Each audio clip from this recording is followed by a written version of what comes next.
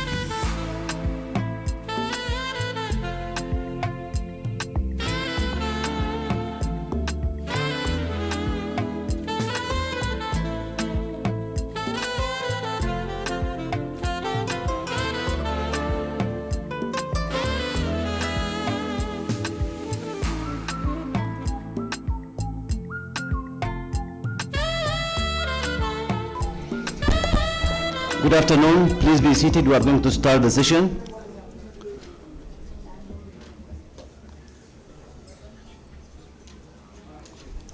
Excellencies, honorable ministers, distinguished colleagues, welcome back to the after the morning session. I hope that you have a good lunch with good energy and ready for the session, which is the driving the implementation through the country partnership framework. So without further ado, I would like to invite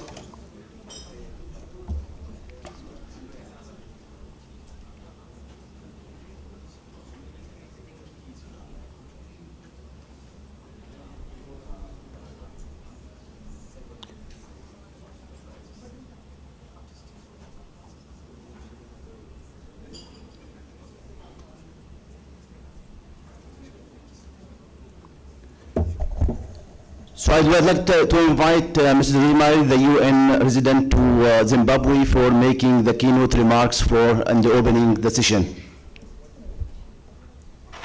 After that, we will invite the Honorable Minister to the stage.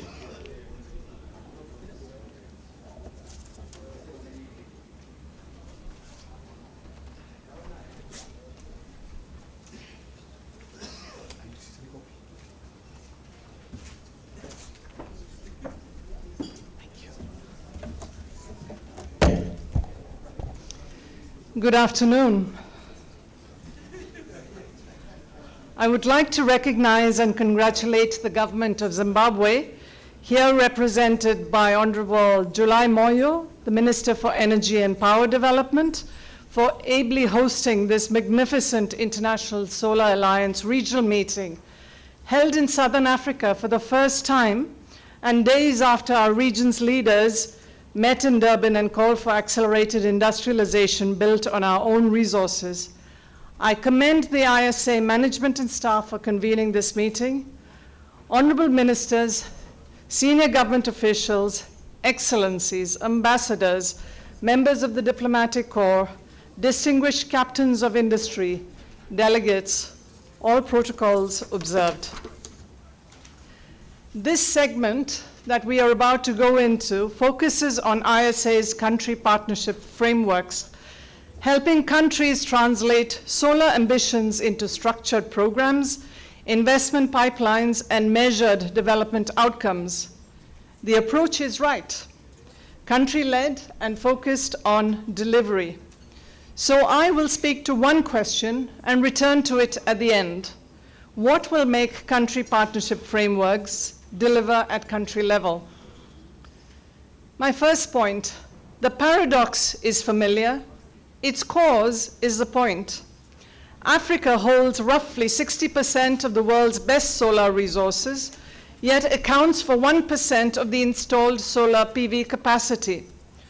Of $521 billion US dollars invested worldwide in 2024, only about 9 billion reached Africa.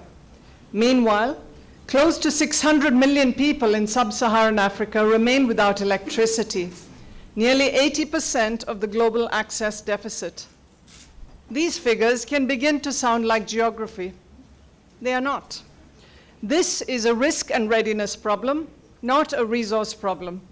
The gap closes through three things that governments and partners can build: prepared pipelines, shared risks, and capable institutions. That is what a strong country partnership framework should help deliver. A second point, public services are not just the outcome, they are the anchor.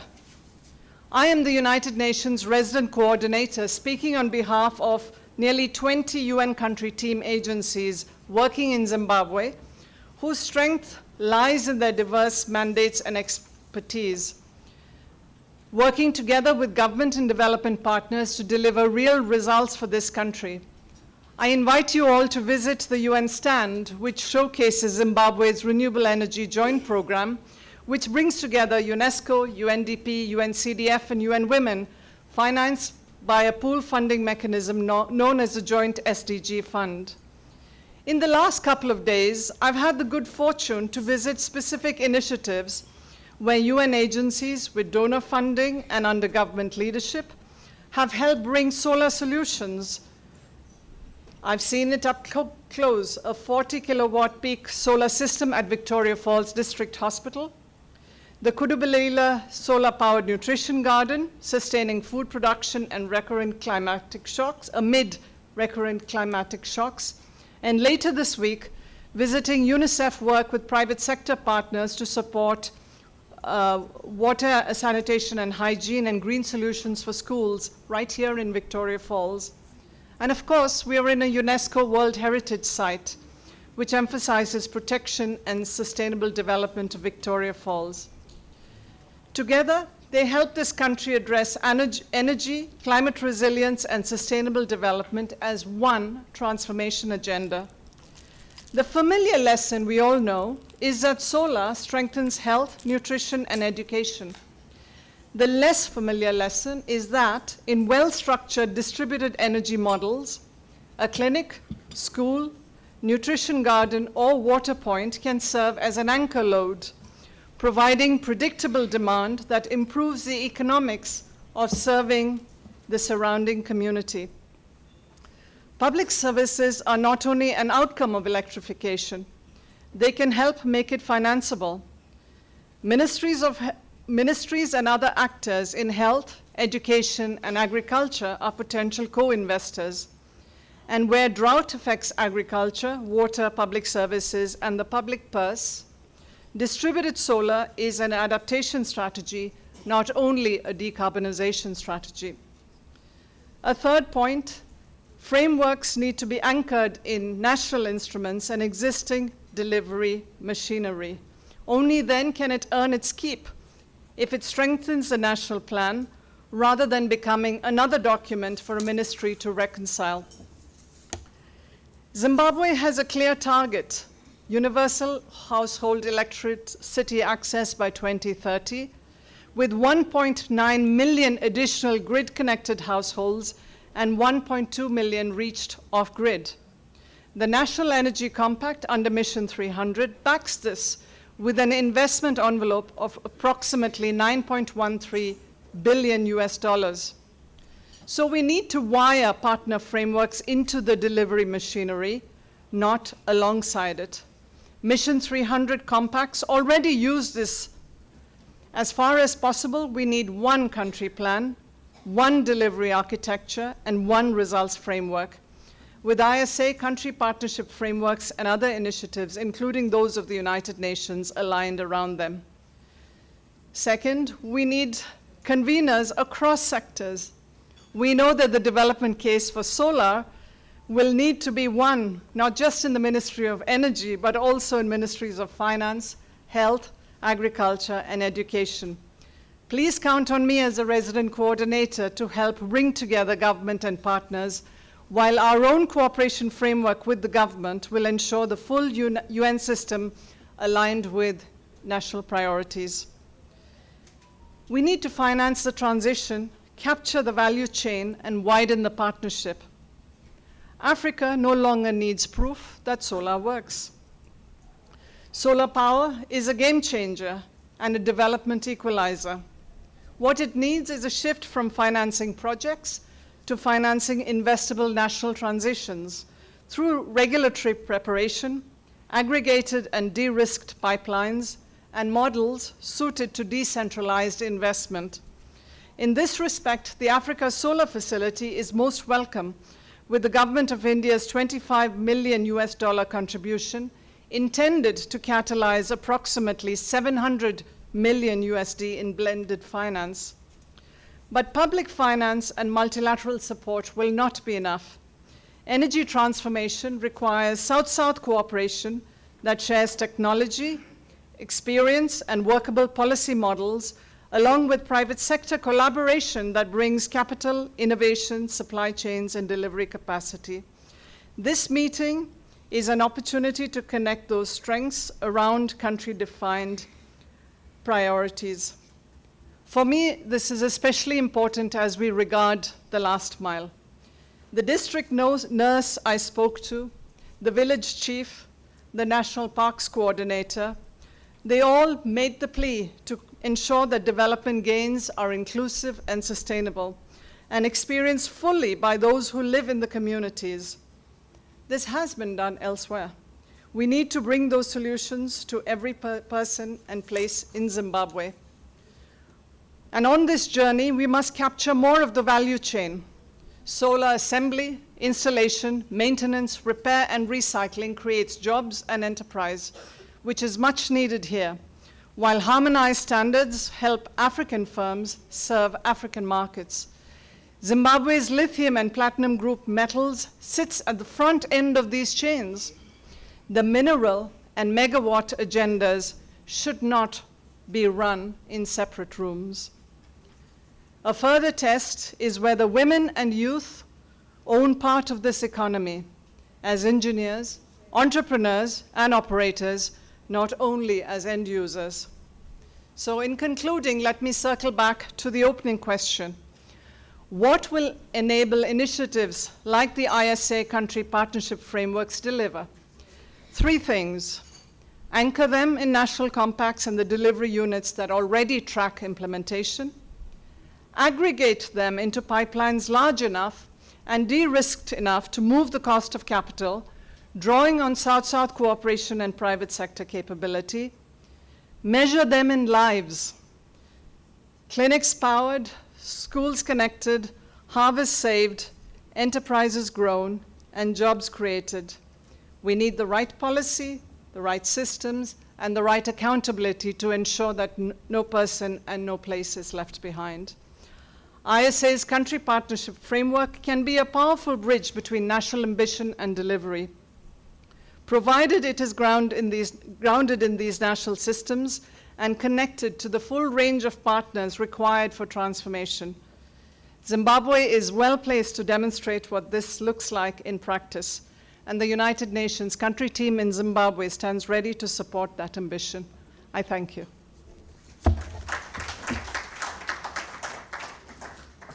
Thank you so much, Excellency Mrs. Rosemary, for setting the context for the session, how to drive impact through the country partnership framework. And as you have mentioned in your conclusion, the country partnership framework is very much aligned with the country priorities. Now, it's given me an honor and a pleasure to invite on the stage our honorable ministers and head of delegation from the countries who signed the country partnership framework with ISA. But let me start with the Director General, Mr. Ashish Khanna. Honorable Minister Okusai, the Minister of State for Energy and Mineral Development of Uganda. Honorable Nani Jawara, Minister of Petroleum, Energy and Mines, the Gambia. Honorable Minister July Moyo, the Minister of Energy and Power Development of Zimbabwe. His Excellency Mr. James Musonei, the Ambassador of Rwanda in Zimbabwe.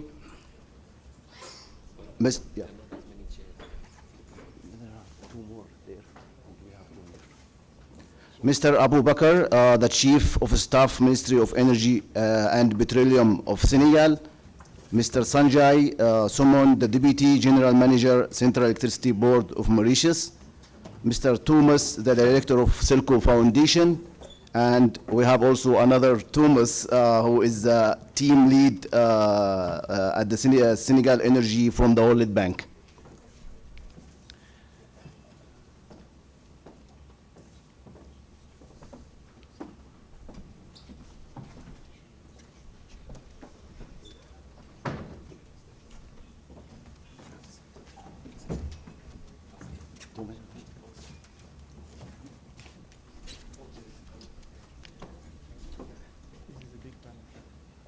You can sit here and Thomas will sit. Yeah, so it's okay.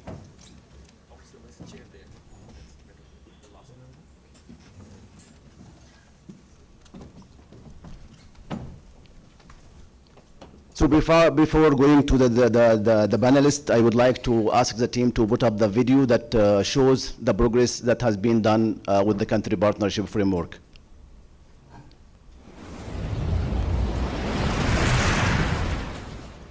The momentum behind Africa's solar transition is accelerating. In March 2026, demand for solar in Africa surged 176% month on month to 10 gigawatt, an all-time record, with Nigeria, Kenya, and Ethiopia each importing more than 1 gigawatt in a single month for the first time, marking an important step towards the continent's energy resilience. Across Africa, solar is moving beyond a promise of what is possible. It is becoming a tool for powering livelihoods, strengthening economies, and transforming essential services. Through country partnership frameworks, the International Solar Alliance is working with governments to move beyond individual projects. The goal is country-owned programs that bring together investment, technology, capacity, and implementation and take solar to scale. In Mauritius, the partnership is building a major solar pipeline from a 15-megawatt floating solar with 48 megawatt hours of storage and 220 megawatts of solar PV and storage to a vision for around 100,000 rooftop systems. Digital tools and capacity building are helping turn planning into implementation. In Ghana, solar is being taken directly to agriculture. A program of around 3,500 solar water pumps is being developed, beginning with a 500-pump pilot supported by digital monitoring, technical capacity, and new applications for clean mobility. In Ethiopia, early pilots are creating the foundations for scale, from rooftop solar carports and solar-powered livelihoods to solar water pumps, mini-grids, and a potential 400-megawatt solar park. In Gambia, solar investment is being linked directly to inclusive growth, with a 100-megawatt solar pipeline alongside the solarization of around 600 women-led agricultural gardens. In Rwanda, Uganda, and Nigeria, the partnerships are opening pathways for large-scale solar. The most important, because farming is a business, you're able to save what you invest in to be able to do production. So water for production is very important, so it's very cheap to use solar energy as opposed to diesel and even hydroelectricity. So that's number one. Number two, environment conservation, because our crops must survive in an environmentally secure environment, and we've achieved that. Number three, it is the cost of maintenance is quite low compared to the rest of the sources of energy. Productive agriculture, decentralized energy, digital solutions, and innovative finance. And the pipeline continues to grow.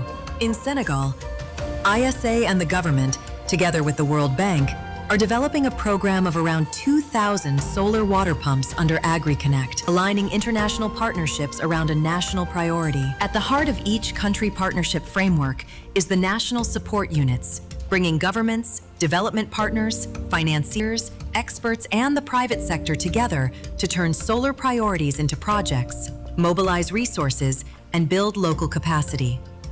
By connecting national needs with ISA's global expertise and partnerships, these units are helping countries move from plans to implementation and accelerate their clean energy transition. And behind every project is an investment in something equally important: people. Through Star C, ISA is helping countries build the skills, institutions, and knowledge needed to deploy, manage, and sustain their solar ecosystems. Already established my own company after I started this training. Africa is home to 9 star centers, with the newest center opening in Zimbabwe. De-risking investment is critical to unlocking private capital for solar energy in Africa. The Africa Solar Facility will enable private sector financing for solar projects in ISA's CPF countries, accelerating investment and clean energy access. This is the shift at the heart of the country partnership framework. From isolated interventions to integrated programs, from technical assistance to investment pipelines, from deploying solar systems to building national ecosystems for solar. The scale of this growth aligns directly with Mission 300, the ambition to connect 300 million Africans to electricity by 2030. Solar in Africa is expanding access to power faster while reducing dependence on imported fuels. Africa's solar momentum offers a pathway to its energy security, access, and greater energy independence.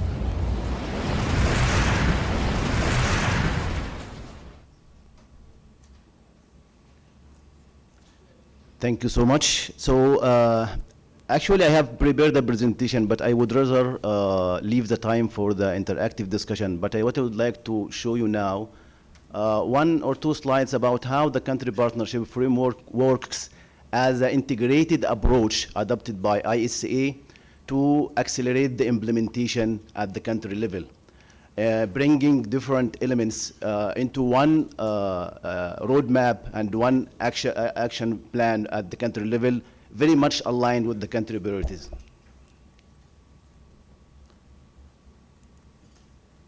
So I will just explain this one slide, how the CBF works and has been also adopted as an integrated approach.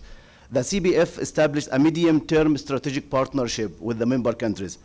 And from there, we jointly develop a more detailed country partnership strategy, which becomes the implementation roadmap between ISA and the member country. Everything starts with the country priorities.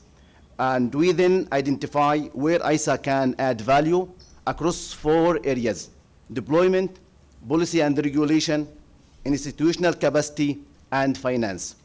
We put governance around these priorities through setting up a steering committee at the ministerial level to be chaired by the minister from the nodal country and by our Director General to ensure that the progress going on the right time and on the track. And also, from the steering committee, we have also working groups to address each area that we have identified in the country partnership framework. So you will find working groups in charge of capacity building, working group in charge of digitalization, working group in charge of agriculture, and so on. And all these be supported by a national support unit located with the country. So you see here, we have 10 country partnership framework, and we have managed during the last 6 months only to onboard 5 national support units within the ministry.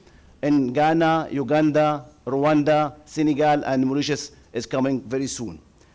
So the question is, again, it's not about also how many partnerships we are signing. It's about how this partnership is delivering impact on the ground. So in simple, that CBF tell us where we want to go, and the country partnership strategy tell us how we get there. And the NSU support unit help us to keep the implementation moving on the ground. So these are the engagement with different countries, but I will not go in detail for this because the DG will explain with the Honorable Minister the engagement, what has been achieved in 1 year. Since last year, since we signed the country partnership framework, we will start with Mauritius, and different countries will follow. So let me now hand it over to DG. Let him start. Thank you, Barakat. I think in the interest of time, we have about 40 minutes for our panel discussion, because we have been told we must close at 5:30 or at the most 5:40, because the place where we are going for dinner is something that we all will miss if you're after sunset. I am going to ask each panelist one question, and I'm going to request them to limit it to 5 minutes, and then we will see the second round. On the first, I'm going to request Mauritius to kindly start. They, I think, have 1 or 2 slides, and they will begin, and then I'll go to the ministers, and then I will go to the partners. The Mauritius, Sanjay, over to you.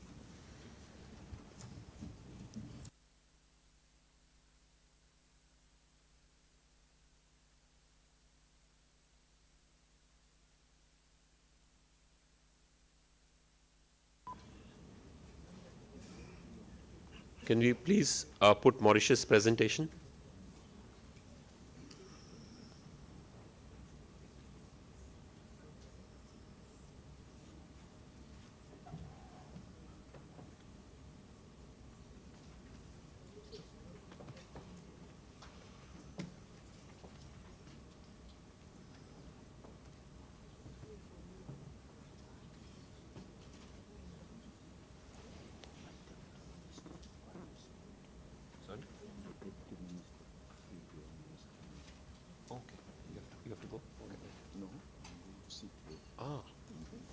Okay, thank you.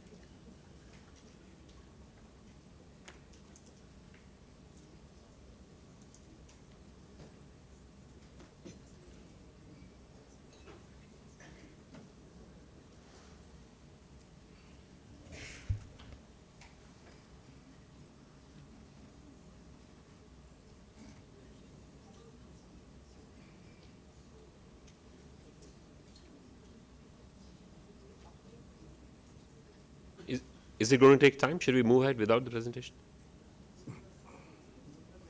Okay, why don't you go ahead, Sanjay, and then the presentation will come on.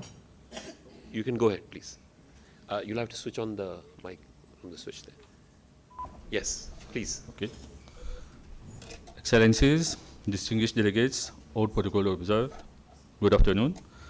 It is a pleasure to share with you Mauritius' experience in advancing its energy transition from the perspective of the Central Electricity Board of Mauritius. As a small island developing state, Mauritius faces a particular challenge. We have ambitious renewable energy objectives, but we operate an isolated electricity system.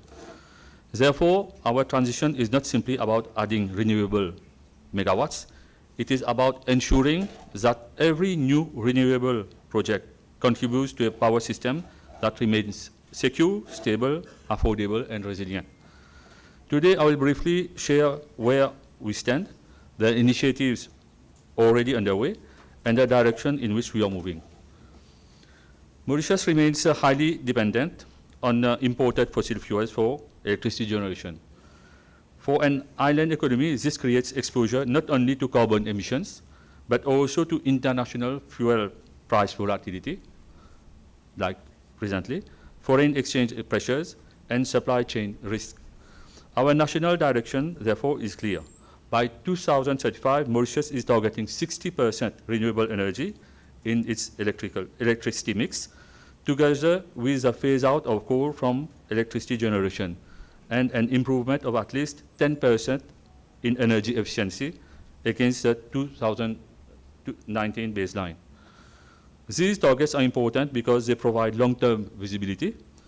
They guide CB's generation planning, network investment, and procurement decisions, while also giving investors greater confidences regarding the direction of the Mauritian energy sector.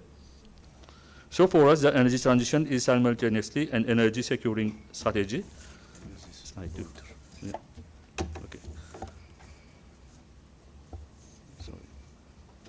So for us, the energy transition is simultaneously an energy transition strategy, an economic strategy, and a climate strategy. You're on the third slide. It's okay. So, no, it's okay. Third slide. Baseline snapshot, power system today. Let me put the scale of the challenge into perspective. In financial year 2023-2024, approximately 82% of our electricity production was still derived from fossil fuels, while around 18% came from renewable sources. So our percentage renewable is, for the moment, is at 18% only. At the same time, we have made considerable progress in building our renewable energy portfolio. Installed renewable capacity has grown to approximately 460 megawatts, covering a diversified mix of bagasse, cogeneration, hydro, wind, landfill gas, utility-scale solar, and distributed rooftop PV. However, installed capacity and actual electricity production are not the same thing. This is particularly important with solar and wind because their output is variable. The real challenge is therefore not simply how much renewable capacity we can install, but how much renewable energy the system can reliably absorb and use. That distinction is fundamental for an island grid.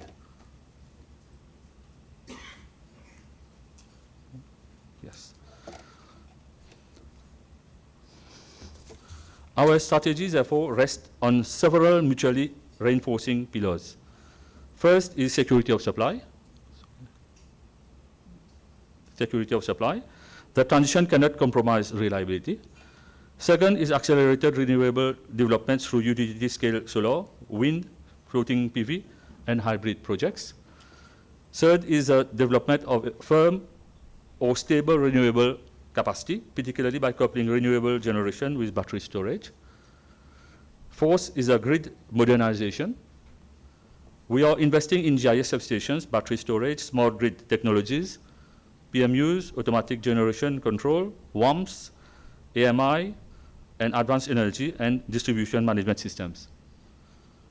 Fifth, we are also expanding grid access for prosumers through distributed generation schemes and rooftop PV. Energy efficiency, 6 is the energy efficiency, national, plus 10% target. Clean transport readiness completes the picture. The important message is that these are not separate initiatives. They form one integrated transformation of the electricity system.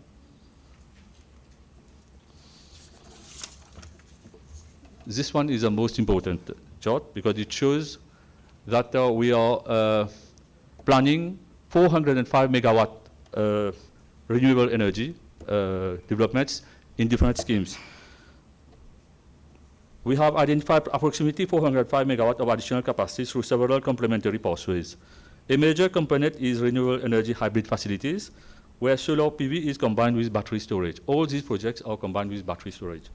We also have utility-scale solar projects, agrivoltaics, solar-covered car parks, additional battery storage, the revival of wind generation, and the Stosen projects.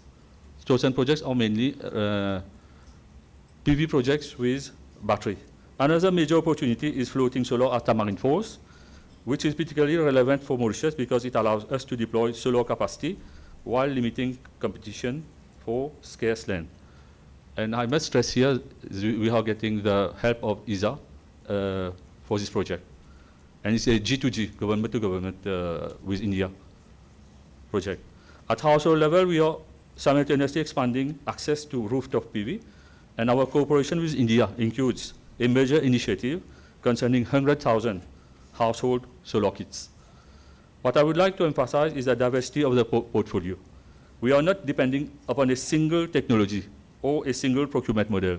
We are building an ecosystem comprising utility-scale generation, distributed energy, storage, wind, floating solar, and productive use applications.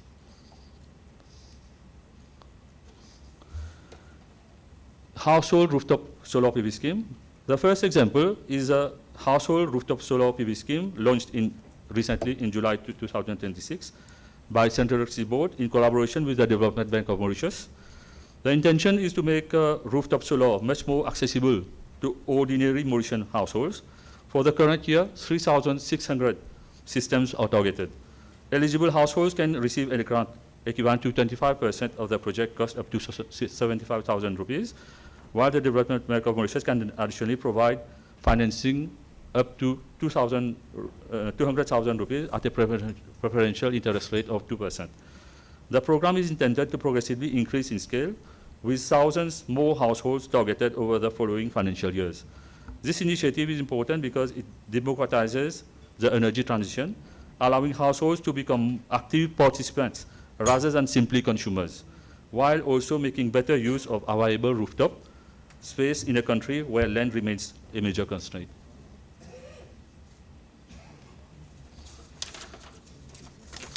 Opening of a new companies CB, this has recently been announced by the minister. Open a new company, we are going to purchase PV with all its components, battery, inverters, and we're going to sell it to the customers at a preferential rate. Why? Because the installers are putting the price very high. This will be a sort of competition where we can decrease the price and target more customers to install PV.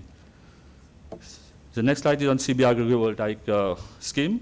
Agrivoltaic presents another particularly interesting opportunity in Mauritius, where land is very scarce. So the people can use the land both for production of electricity and for agriculture. Next. Government to government agreement with India. We have 3 projects where government of India is helping us. We have at Fort William, we have got 10 hectares of land where we are going to install a plant of 450 to 500 megawatts. Secondly, we have floating solar PV at Tamarin Falls. And then we have, I mentioned earlier, the 100,000 kits that are being offered by the government of India. And future plans and cooperation. Looking ahead, the project pipeline remains very substantial. Among these projects targeted for year 2026 and 2027 period are renewable energy hybrid facilities, the greenfield scheme, carbon neutral industrial, where the industries also are encouraged to produce their own electricity using their rooftop or land if they have, This will decrease the electricity bills and at the time contribute to increase the percentage of renewable energy. Okay. And our future plans we have mentioned there, offshore wind, wind storage, etc. So I'm going to end here. Thank you. Thank you very much. As you can see, Mauritius was one of the first country partnership frameworks ISA signed, and it has led to, as I keep saying, an ecosystem where we are helping them do solar IPPs for an island country. Remember, island countries have been really wanting to do getting out of fossil fuels of 80-90% dependence. Mauritius has an IPP plan for solar and storage, 220 megawatts. It's on ISA e-procurement website. Bids are due in first week of September. They are also doing a floating solar real project of 18 megawatts and 48 megawatt hours of storage, a solar home system scheme and a solar rooftop scheme that is being done, and an agriculture photovoltaic, which is still in an idea stage, but Mauritius is one of the pioneers of having done 80 megawatt of bids. So, and then we also are opening up a Star Sea Center to build the training and capacity of CEB and all the Mauritius people. So I think this is a very good flavor that what a CPF program may look like a year or two from now. With this background, I'm going to request the ministers on my left to speak what will be their aspiration, that between different programs, policies, governance, what would you like in next 1 or 2 years the CPF to look like compared to what we are really working on together. And let me start with the Honorable Minister Okasai of Uganda. Thank you, Director General.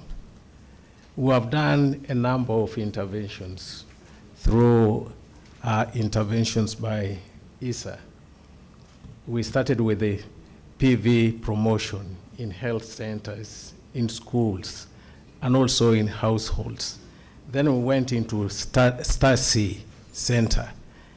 Now, what do we intend to do arising from what we have achieved? We have piloted agricultural interventions. And here, this is where I would want to focus a lot more effort in the next 2 years. You saw in the slide which was presented, a Ugandan farmer who has benefited from agricultural irrigation, exhibiting his coffee. This was done at a pilot level. In the next 1.5 years, we would want to see this one escalated. We would want to see it expanded. What we are looking at is not a technology. We are looking at the impact of the intervention. If it is agriculture, water for agriculture, solar irrigation, what impact is it going to create? We would want to see a change of livelihoods. We would want to see improved household income, and would actually want to see what is an individual farmer going to benefit from it.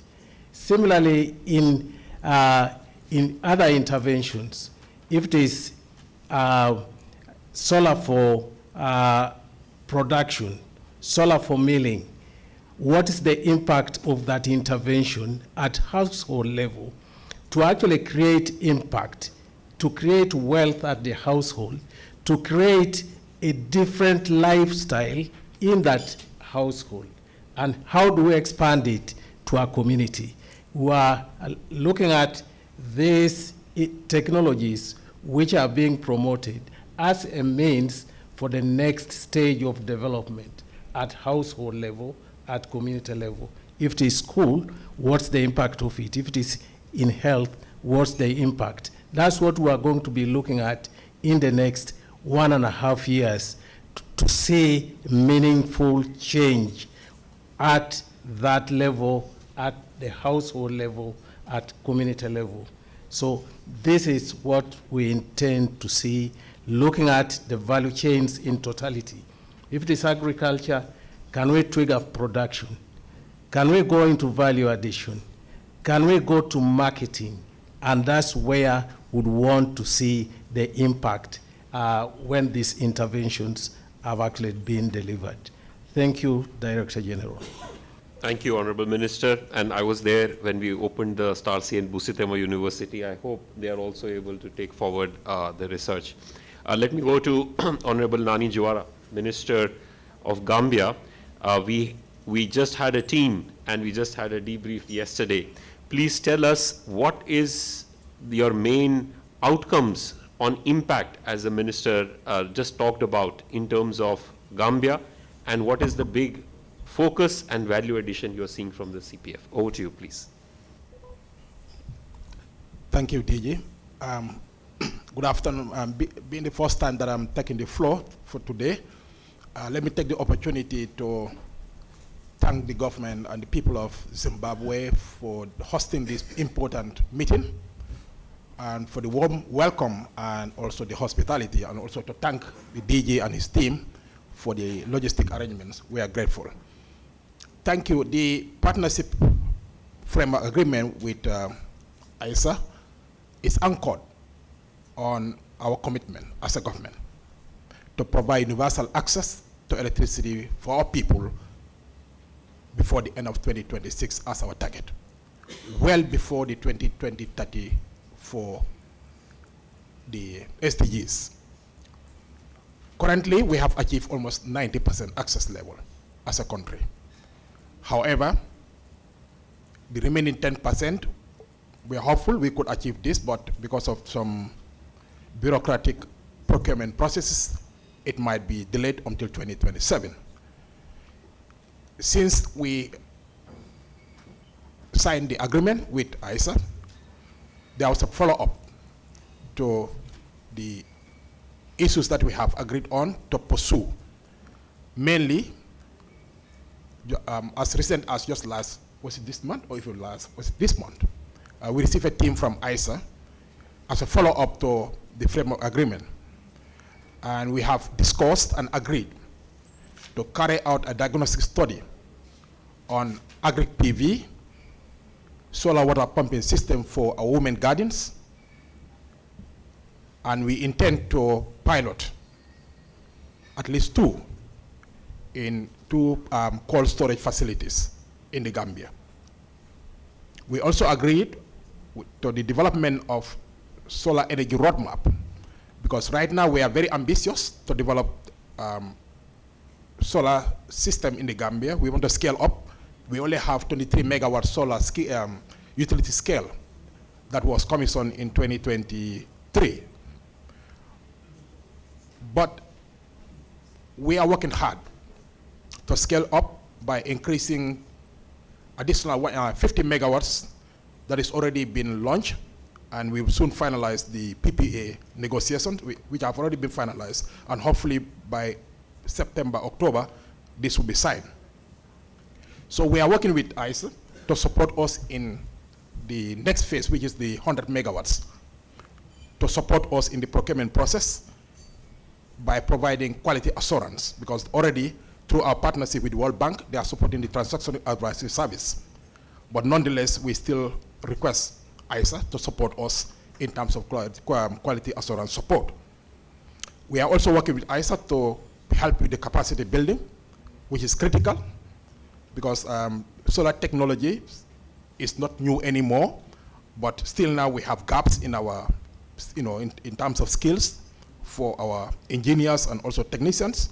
So we have requested from ISA to support us. They have been supporting already, but we still need further support from them. And this, we are going to leverage on the Starcy Center that is in Senegal, under ISA, because Senegal is our neighbor, a friendly country. We are the same people, very close. So we'll leverage on that opportunity to be able to send our people to Senegal in that particular center to be able to do some more capacity building. We also hoping with our partnership that we will also be able to increase our solarization effort in terms of providing solar system for our schools and hospitals or health facilities. Currently, we have already solarized almost about 900 schools and almost 100 health facilities in the Gambia through partnership with the European Union and also European Investment Bank. So these are some of the things that we are pursuing, and we hope with the support of ISA and through our partnership, we should be able to scale up solar and also achieve universal access using both utility scale and also distributed energy for our communities in the Gambia. Thank you. Thank you so much, Minister Jawara. Again, a very integrated ecosystem approach. Let me ask now two countries that have just signed a country partnership framework. We will begin with Senegal, and I will request Mr. Goye, Chief of Staff, to mention what would you like to be the main outcome by first year of our country partnership framework that we have signed today. Over to you.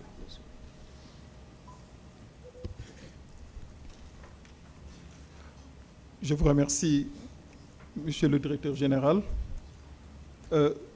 Par rapport à l'ISEA et à CPF, le Sénégal voit le CPF comme un outil concret qui va nous permettre de transformer nos ambitions nationales en projets et en investissements et en résultats concrets. Tout à l'heure, Son Excellence, Monsieur le ministre gambien, parlait de coopération entre le Sénégal et la Gambie. C'est une coopération qui existe déjà, qui a des produits, des résultats concrets et qu'il va falloir essayer de renforcer pour des résultats encore meilleurs. Donc, de ce point de vue, toujours par rapport à CPF, les objectifs restent ancrés dans la vision Sénégal 2050 qui nous permettent d'en arriver à une transition énergétique, à une sécurité énergétique et accès à une énergie durable. C'est fondamental pour le Sénégal actuellement. Donc, il va falloir essayer de passer des priorités aux projets, mais passer aussi des projets au financement et passer des financements à des résultats à impact. C'est important. Et nous pensons utiliser CPF pour en arriver à ces résultats à impact. Aujourd'hui, on a un défi d'accès universel. Il nous reste, si on regarde bien, 6471 villages à électrifier au Sénégal. Et dans cette optique, l'énergie solaire, en collaboration avec ISA et en utilisant l'instrument CPF, peut nous permettre, peut-être pas d'en arriver à cet accès universel, mais en tout cas de s'en approcher véritablement. Et ça, c'est un objectif fondamental pour le Sénégal. Donc, aujourd'hui, la signature de ce CPF marque le début d'une nouvelle phase de coopération avec l'International Solaire Alliance. Nous voulons faire du CPF un outil concret pour réaliser nos priorités nationales dans le domaine de l'énergie solaire. Nous voulons surtout insister sur les usages productifs du solaire. Cela concerne l'agriculture. On a des projets extrêmement importants en matière d'irrigation rurale, donc en matière d'alimentation aussi en eau rurale, en matière de transformation agroalimentaire. Nous mettons l'accent sur la solarisation des infrastructures publiques et des solutions décentralisées.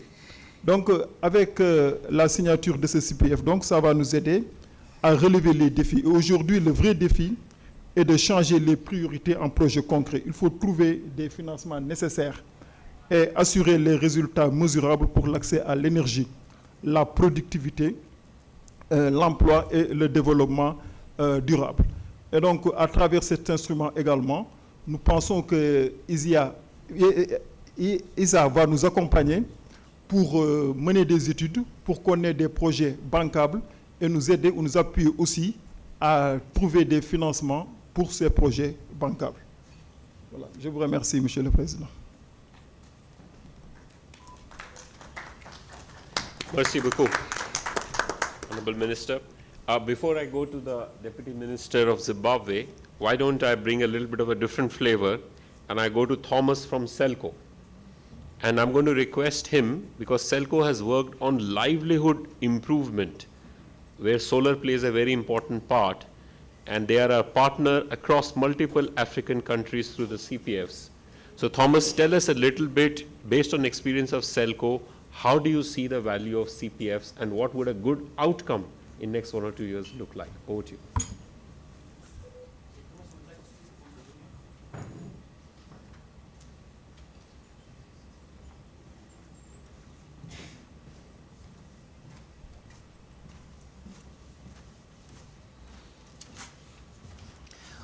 Thank you, Ashish.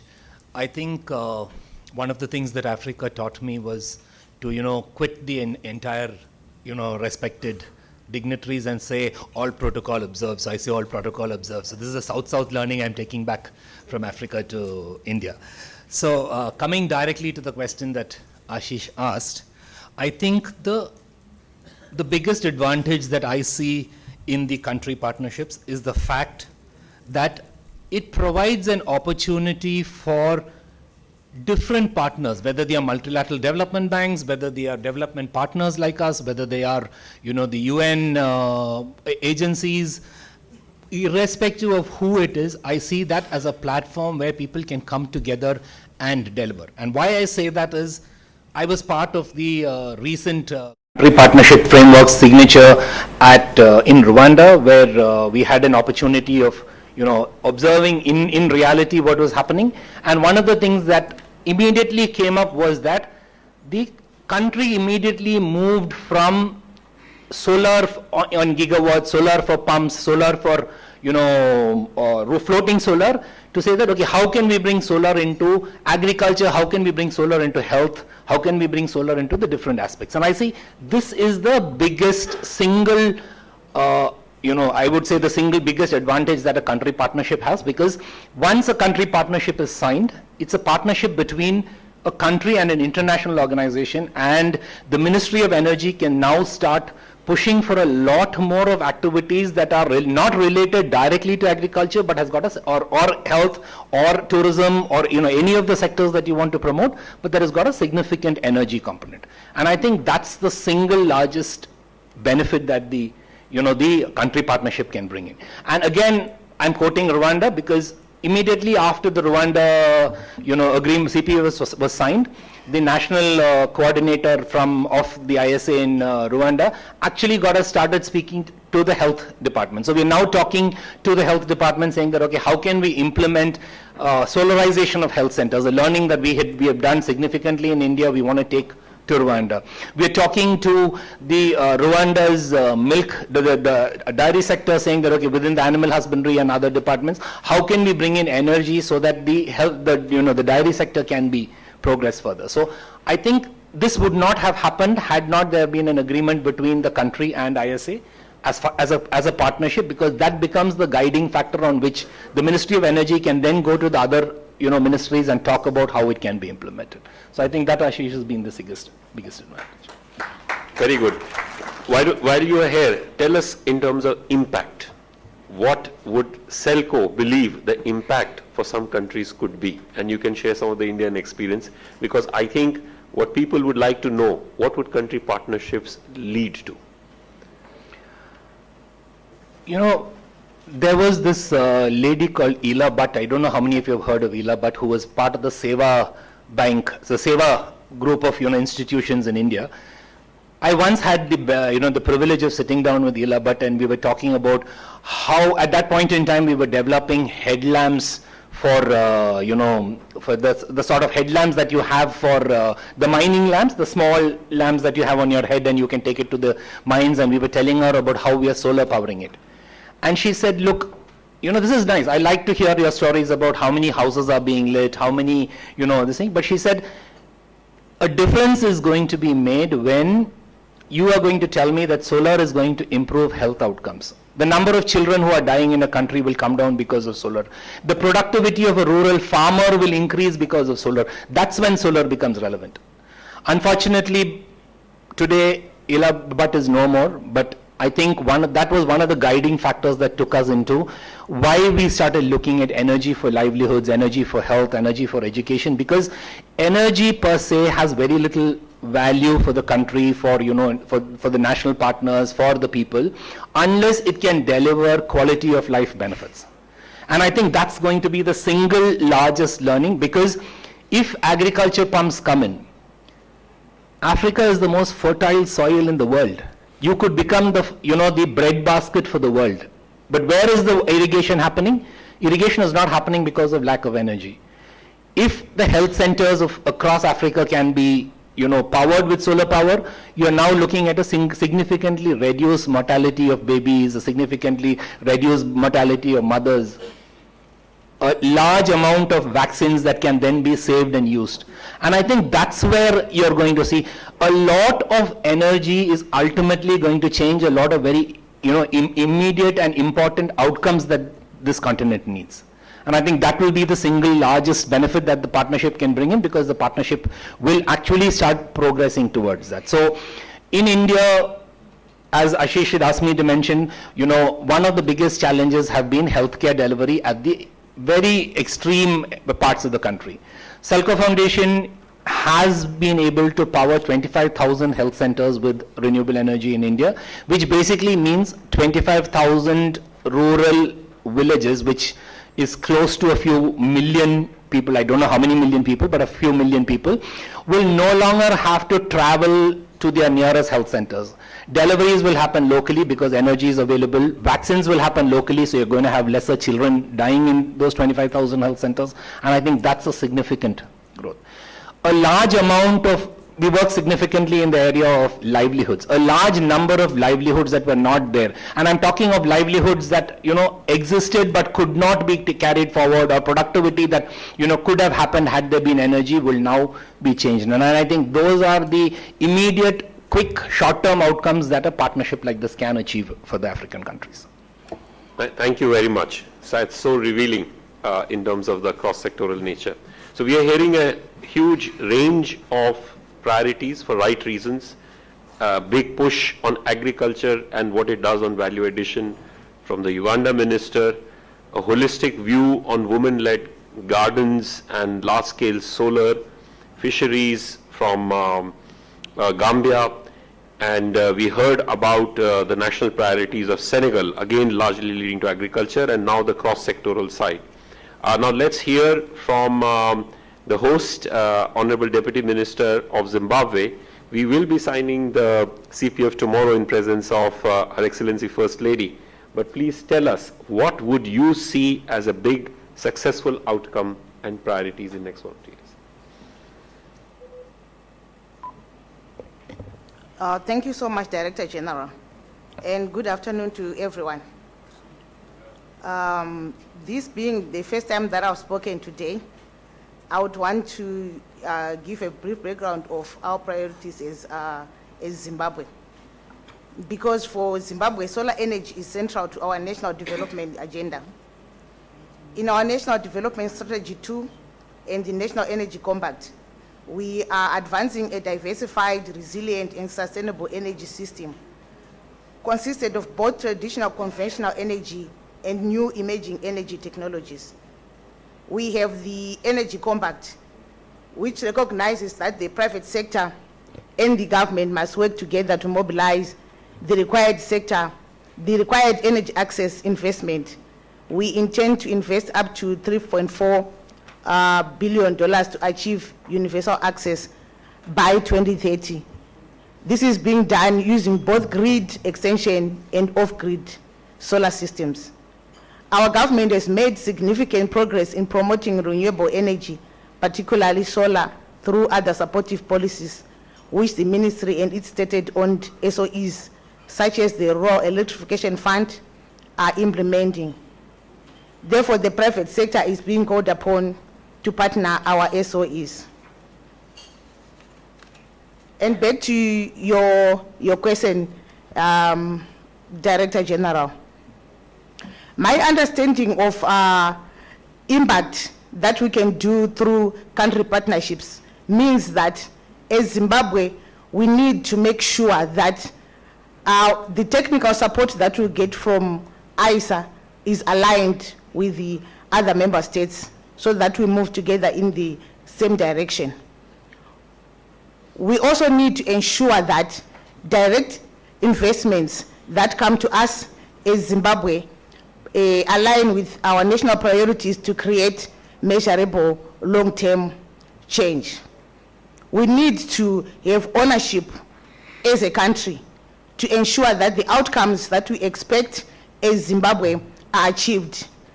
As government, we have to lead our own development agenda. We have to make sure our resources match our local needs. As much as we focus on the results targeting the specific goals that we intend to achieve. I would like to see major outcomes such as the inclusion of collaboration of the private sector, as I've indicated, as well as the civil society. In the morning, His Excellency, the President of Zimbabwe, indicated that he would be very happy, and it is his expectation that the country partnership framework that we will conclude tomorrow as we sign as Zimbabwe goes a long way towards providing an important basis for strengthening cooperation between Zimbabwe and ISA, as well as other member states. This will ensure that we create mutual accountability and transparency in the tracking systems to ensure that all participating nations share responsibility for outcomes. As Zimbabwe, what we have indicated in the CPF is we wish to see the solarization of agriculture, which is the promotion of solar-powered irrigation and productive use applications to enhance agricultural productivity and food security for our people. We are also looking forward to the signing of the STAR-C at Chinhoyi University of Technology, which is the establishment of a solar research system to look at innovation, capacity building, and technology demonstration. We already have the village business units that the Honorable Minister has talked about in the morning. He has also indicated that as Zimbabwe, we have a solar boreholes drilling system that is targeting 35,000 villages, and we already have the presidential home solar systems for households. This is aimed at making sure that we enhance economic activity, access to education for our people, as well as the improvement of agriculture. And we also look at the issue of e-mobility, which I think is also going to be one of the outcomes that the country partnership frameworks will also help us to achieve as a country. There was also the discussion of solar pumps in the morning, and I've noted that here in Zimbabwe, the issue of solar pumps is something that our people have taken up with keen interest, and solar pumps are being sold even in the rural areas as our people continue to invest in solar mechanization for water pumping and other economic activities, especially in the agricultural sector. And this is also one of the sectors that we think the country partnership framework will help us to achieve as an outcome. The issue of rooftop solar systems, which will help us to ensure that electricity access is increased for residential, commercial, and industrial, as well as the public sector buildings, is also something that I look forward to see as an outcome of this CPF. In conclusion, I want to say that Africa already has solar as a resource. What I would expect to see, or what we would expect to see as Zimbabwe, is coordinated action between all the member states that are here, as well as more focus on project preparation as we look forward to looking for affordable finance for these projects that we are discussing here, as well as appropriate technology that will help us to achieve the outcomes that we are looking for. And finally, I hope that we'll have strong partnerships that will help us to deploy all the things that we are thinking about and looking forward to achieving at a large scale. Thank you, DJ. Thank you very much. That's a very exhaustive skill that did not include the critical minerals and the manufacturing of the plant yet. So thank you once again. May I request the Honorable Ambassador of Rwanda in Zimbabwe, who was, I've just heard, Minister of Energy and Infrastructure for 5 years, So he's somebody who knows the sector very well. So over to you. What would be your expectations from the Rwanda situation? Thank you so much, DJ, and good afternoon, everyone. In Rwanda, the current state of affairs is that about 85.4% of households have access to electricity, and 60.1% are connected to the national grid, and 25.3% are served through off-grid solutions and predominantly solar. And our target is in the next 2 to 3 years to have the universal electricity access. And we also want to target renewable energy to be contributing about 60% by 2030.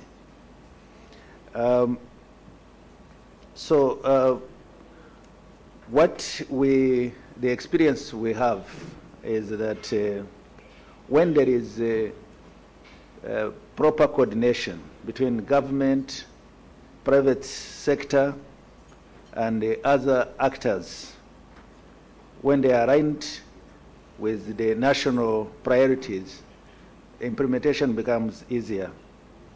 And in Rwanda, we want to ensure that electricity becomes a productive asset for everyone, not only for electricity, but as a productive tool.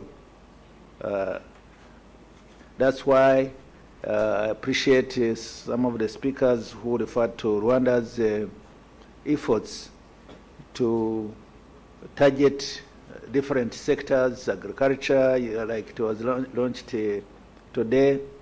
We're also taking it to the industrialization, digitalization, water security, and more importantly, improving livelihoods. So, DG, what we are talking about here is not necessarily or concentrating on just looking at solar energy for megawatts alone, but pursuing it for energy, rather for energy for transformation, as energy for transformation, because livelihoods, that end state is more important. I also want to share our experience that these efforts, when you focus on details that make projects bankable and scalable, are very key to the PPP arrangement we are talking about, because the investment required is huge. You cannot achieve it alone. You need private sector participation, and private sector needs projects that are clear, but also the operating environment to be predictable in terms of regulatory framework, in terms of policies that are predictable, that are facilitating ease of doing business. So, DJ, the question you asked about next steps from here, I think certainly it will be country specific, but helping member countries to move from national or government-led investments and to diversifying and allowing private sector participation, and ensuring that governments are supported to simplifying the operating environment, doing a business environment to allow private sector to invest in this sector it will expedite the process, but certainly continuous capacity building in terms of skills, in terms of technology advancement will continue to help the sectors to grow. Thank you. Thank you very much, Ambassador, especially on the importance of enabling private sector. We are running behind. So my last question, not the least, is to Thomas from World Bank. Thomas, how does it align with Mission 300 priorities and also the financing that World Bank is doing both through Mission 300 and AgriConnect? If you can dwell on that briefly, including maybe the case of Senegal that you directly handle.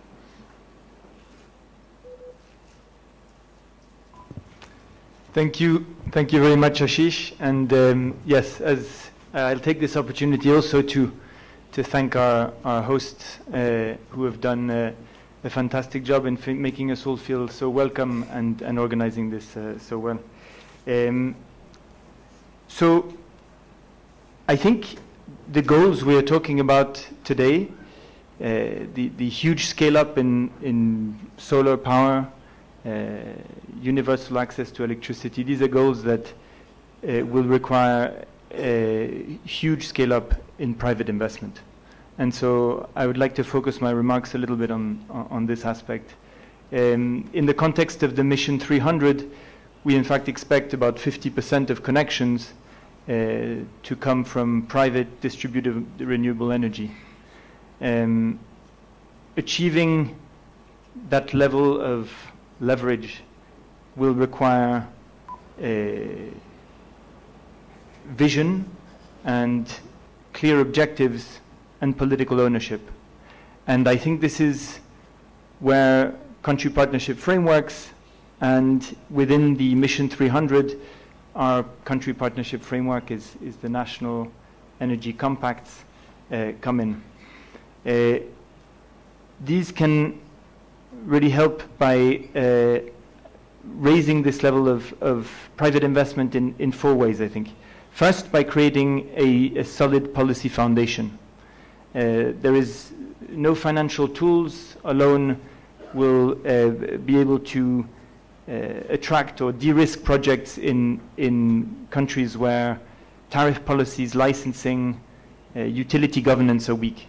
So, in fact, as part of these national energy compacts, of which 36 have been signed to date with partner governments, these are anchored around a set of policy commitments that will create that framework, which will allow private investors to come into. The second, I think, is through deploying a layered financial toolkit that can address each different type of risk. And through certain regional programs that have been established by the World Bank and in partnership with many partners, whether it be Ascent in East and Southern Africa, in 20 plus countries there, or the DARES program in West Africa. These are deploying a slew of different financial tools, whether it be results-based financing to address viability gaps, equity vehicles to attract patient capital, risk-sharing instruments, etc. Now, these frameworks, these national compacts that we have, another crucial role I think they have is really coordinating partners and reducing fragmentation. And this can help to speed up bankability of projects, but it can also ensure that the implementation frameworks that are being set up are well coordinated across different partners in country. And I think this is where, in Senegal in particular, and referring to the ISA country partnership framework, the upstream work that we have been doing with ISA and the government to ensure alignment will really make sure that the programs that are implemented are well coordinated and fall within the objectives of the government as declined through the National Energy Compact. I will maybe a final word on the Mission 300. We have currently, through the Development Partner Coordination Group, the Mission 300 has been able to align technical assistance, co-financing, and support to compact implementation, securing $8 billion in pledges and around $1.4 billion in committed co-financing. Now, this is 2.6 times more co-financing than in periods before the M300. And so I will leave you with this, the idea that these large initiatives, these country partnership frameworks, by bringing partners together, can help us work in a coordinated way towards a common set of objectives, as we're doing in Senegal. Thank you, Ashish. Thank you very much. I don't think I need to summarize. As you heard, there are some global contexts, there are some Africa-wide contexts, like we saw Solarizing Africa and Africa Solar Facility today. Then there are regional contexts, as we saw the Community of Practice for Agriculture. But then in the end, each country is very unique, and each country needs an ecosystem for development, which you heard from the country partnership frameworks. Some countries are prioritizing solarization for agriculture. Some are trying to do a whole range of interventions, as you heard from Mauritius, and some are looking at specific. So this is our view that ISA will be committed on country partnership frameworks. Please join me in giving a big round of applause to all the panelists. Thank you very much, Honorable Ministers. Please count on our support as we go forward. Thank you very much. I think before we move to the next session, for which the MC will be Jamin, I'm going to request a very important stakeholder that we couldn't have in the first session. That's Nigeria Sovereign Investment Authority. They missed the connecting flight yesterday, and unfortunately they reached a little late. They are a very important signatory of Africa Solar Facility. So while the honorable ministers go back to their seats, I'm going to request NSIA and Africa 50 along with us to come and complete the signing on that side. Please.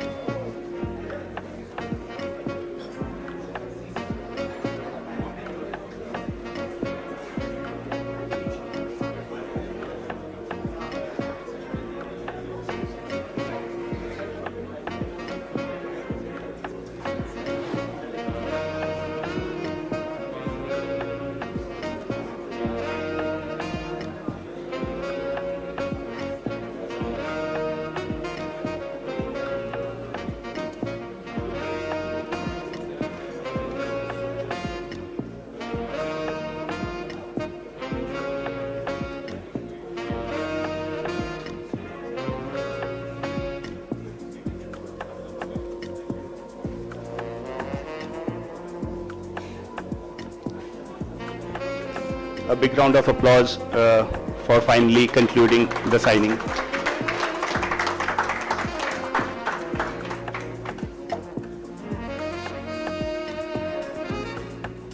Now I will request Mr. Kolawole Owaduni, Executive Director and Chief Investment Officer of Nigerian Sovereign Investment Authority, to please come and say a few words.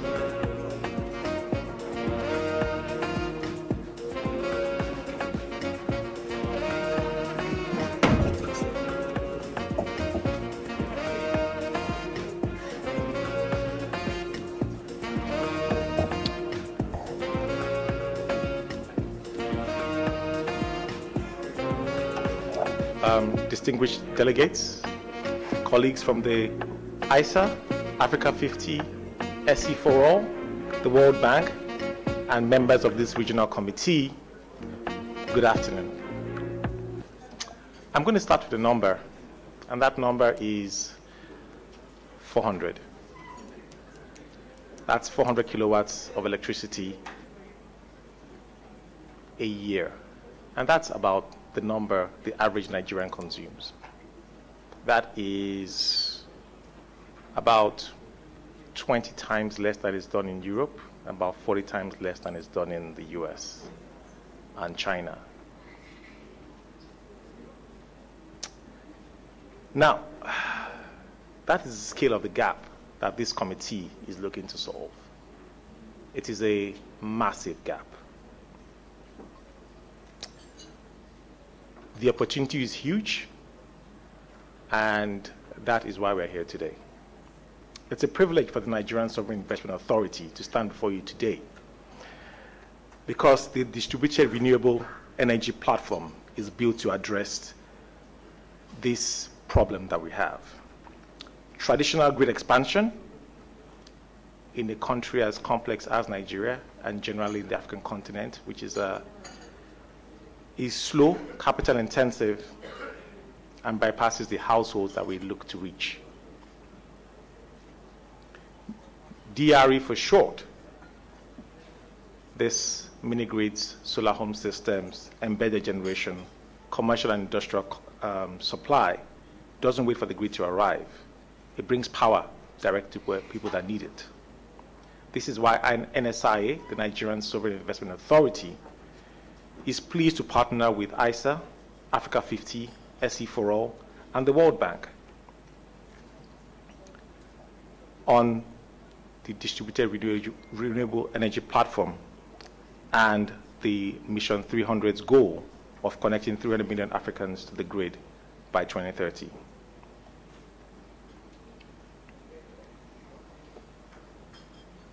The impact is not abstract. The impact is real. It is a child studying after dark, a clinic refrigerating vaccines, a trader whose business no longer shuts down when the sun goes down. Multiply that across millions of connections, and the DRE becomes one of the fastest, most cost-effective ways to move that 400 number towards something closer to our peers, without waiting a generation for the grid to catch up.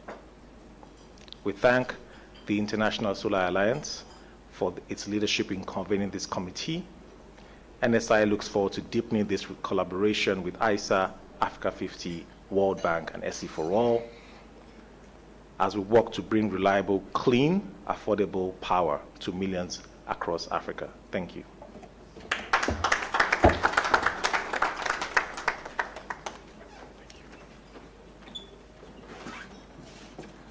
Now I'll request all the partners to please come for a group photograph once again, now that we have NSA as well.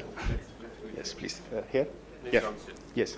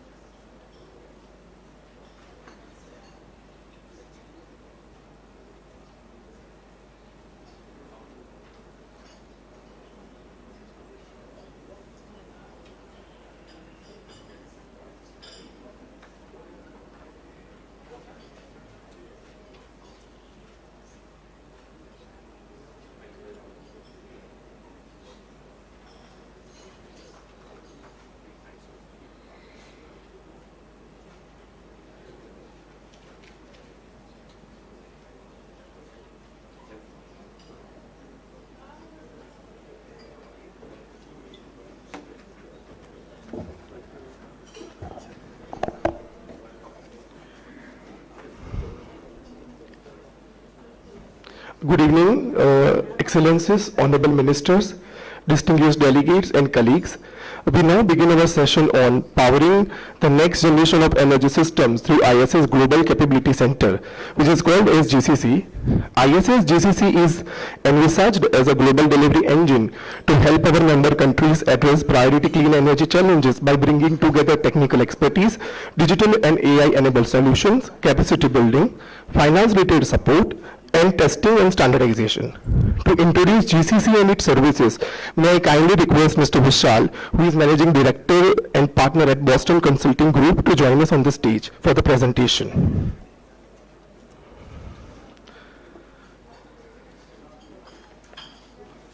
I request the backend team to showcase the presentation on the screen.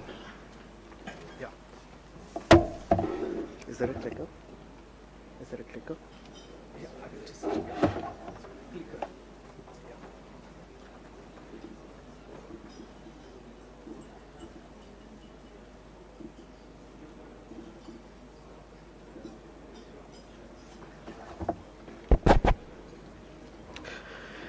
Good evening to all distinguished members of the ISA member countries and ecosystem partners. Today I'm deeply privileged to be presenting on the topic of the Global Capability Center, a topic that we've been working with ISA with deep passion, a large ambition, but most importantly, a very strong action bias. And I hope you find this inspirational and interesting to partner along this journey to make this successful. I think to start with some context, and this will be preaching to the choir, so I won't spend too much time. More than ever, now is the moment for solar. It has the scale, it has the economics, it has the speed, all of which going for making it the primary choice for renewable energy globally. Yet, the deployment remains challenged and concentrated. By any metric, if we look at across the different archetypes and regions, whether it is solar potential, solar deployment, access to energy, the share within the energy mix, the investment that has gone into different regions, there is a huge disparity, and it is even more pronounced in Africa. You know, there is the highest solar potential and yet a fraction of the deployed capacity and the overall solar capital that reaches to Africa. Now there are various challenges because of which this deployment is concentrated. The readiness of grid is not there to integrate solar at scale. Projects are struggling to reach bankability. The implementation and quality standards are fragmented, and the capability is very weak. The institutional capability locally is very weak. Now, ISA is trying to solve this exact problem through its Global Capability Center. It has the reach, it has the assets, the technical assets, and the demand from these countries to make it happen. It has deep experiences in orchestrating on-ground impact, bringing in partners from across the globe. And it has the advantage of taking India to the world, taking the successes of India to drive these services at scale, at cost, and with frugal innovation streak. So with that, ladies and gentlemen, allow me to introduce the Global Capability Center, ISA Shine, the strategic hub for innovation, network, and execution. This Global Capability Center intends to drive repeatable, sustainable, and measurable impact on solar deployment. Now, the fundamentals of this Global Capability Center are that it's a technical implementation accelerator. It is based on the demand-led services that we are hearing from the member countries, and the key portfolios of services that we will start with are the AI for Energy mission, the enabling finance, standards and testing, and institutional capacity building. The GCC will work as as a digital capability backbone through the ISA Academy and the last mile access to all the countries through the Star Seas. And it will work on a very sustainable and lean operating model, building on partners who deliver deep technical services and enabling them with last mile access to the countries. The ISA's Global Capability Center will aim to, across its services, deploy grid readiness, diagnose projects for making them bankable, deliver strengthened testing and standards to ensure quality assurance, and develop institutional capacity building locally to ensure that these services, once delivered, stay sustainable within these countries. It will build on partnerships across startups, technology partners, investors, financial institutions, and will be enabled by a world-class infrastructure as a strategic hub in India and the Star Seas across the globe. Now, each service that will be housed within the Global Capability Center will cover a very detailed service mandate of what it will offer, what will be the operating model, etc. But I'll make it real with the first services that ISA GCC plans to roll out. And that service will be grid digitization and modernization. Now, this service is built on the back of a proven pilot, which I'll cover, which has been successful in India. And with that, ISA aims to take it to other countries where we see deep interest. Now, this service will offer a digital record of all systems within the grid. It will create a blueprint for a digital twin, along with a baseline assessment, GIS survey, system specification, to make the grid ready to integrate more DR capacity into the systems. This will be built on partners across the value chain, whether it is on field digitization, metering communication, platform and integration. And we are working with a lot of these partners to bring them on ground with the last mile access to these countries. Now, this is being built upon a very successful pilot done in India at two grids, one in the Western India in Rajasthan and the second in the capital in Delhi, both of which have shown great results across savings in AT&C, more DRE power optimized into the grid, the connection approval time shortened from 5 days to 2 days. So these are some very inspiring results coming out of these pilots, and the GCC will intend to take this as a reusable, successful model to take it to the rest of the world where we are seeing interest. And already this is at a tendering stage at other grids in India and across countries in Sri Lanka, Mauritius, Bhutan, where it is already in tendering stage, along with Egypt, Ghana and Brazil, where we have seen a strong interest. Now, this provides all the stakeholders in the ecosystem, whether it is the utility distribution companies, the governments, regulators, the different partners with the last mile access, and the financiers to have investment ready projects.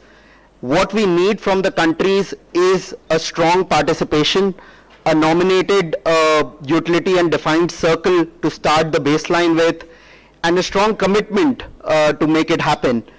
The ISA GCC will bring the right set of partners, enable the ecosystem to make it happen. I know I'm standing in between the sunset dinner as well, so I'll try and close with the 2030 vision of the ISA Shine, the Global Capability Center, which builds on a sustainable platform, which is reusable, which is sustainable and measurable impact, which drives on specialist delivery at scale and is focused on achieving country outcomes with each service being delivered. In conclusion, I'll wrap up with the Global Capability Center, ISA Shine, is here to take the shine of solar to every land it reaches and every region that demands its potential. Thank you so much.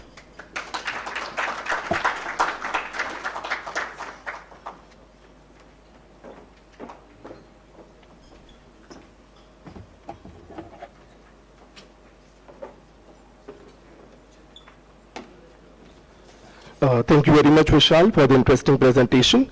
And due to time constraint, now we move to the next session on integrated capacity building for Africa's solar energy transition. May I request Ms. Marine Jeremy, Honorable Minister, Republic of Seychelles, to do the context setting.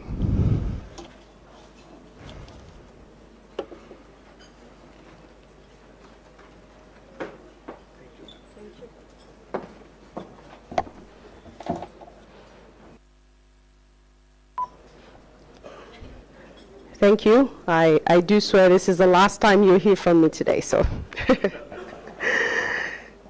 So, Director General for ISA, Mr. Ashish Khanna, fellow ministers, representatives of government and international organizations, distinguished delegates, ladies and gentlemen, good evening. It is a pleasure for me to join this discussion on integrated capacity building for Africa's clean energy transition, and I hope to be able to set the scene with the intentions of this session. I thank the ISA for bringing particular attention to an issue that is sometimes overshadowed by discussions on finance, technology, and infrastructure. I also want to thank once again the government and the people of Zimbabwe for the warm welcome and the hospitality that has been extended to us here today, and for, of course, hosting us for this regional committee sessions. As we have been discussing today, we all know that Africa has enormous solar potential, but we are also very aware of the scale of the challenge before us. Nearly 600 million people on the continent still lack access to electricity, while annual energy investment requirements are expected to exceed $200 billion by 2030. Mobilizing investment is therefore essential. However, investments by itself will not deliver the energy transition that we want. Countries will also need the institutional and human capacity to plan projects properly, assess technologies, negotiate investments, regulate the sector, operate and maintain infrastructure, and ensure that the benefits of these investments remain within our economies.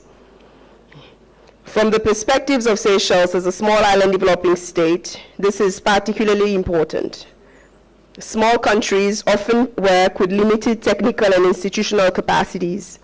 We have smaller pools of specialized professionals, relatively small energy systems, significant dependence on imported technologies, and equipment and high exposure to external economic and climate shocks. For us, every investment in renewable energy must therefore also be an investment in people and institutions. We need engineers and technicians who can operate and maintain new systems. We need regulators and policymakers who understand rapidly evolving technologies and markets.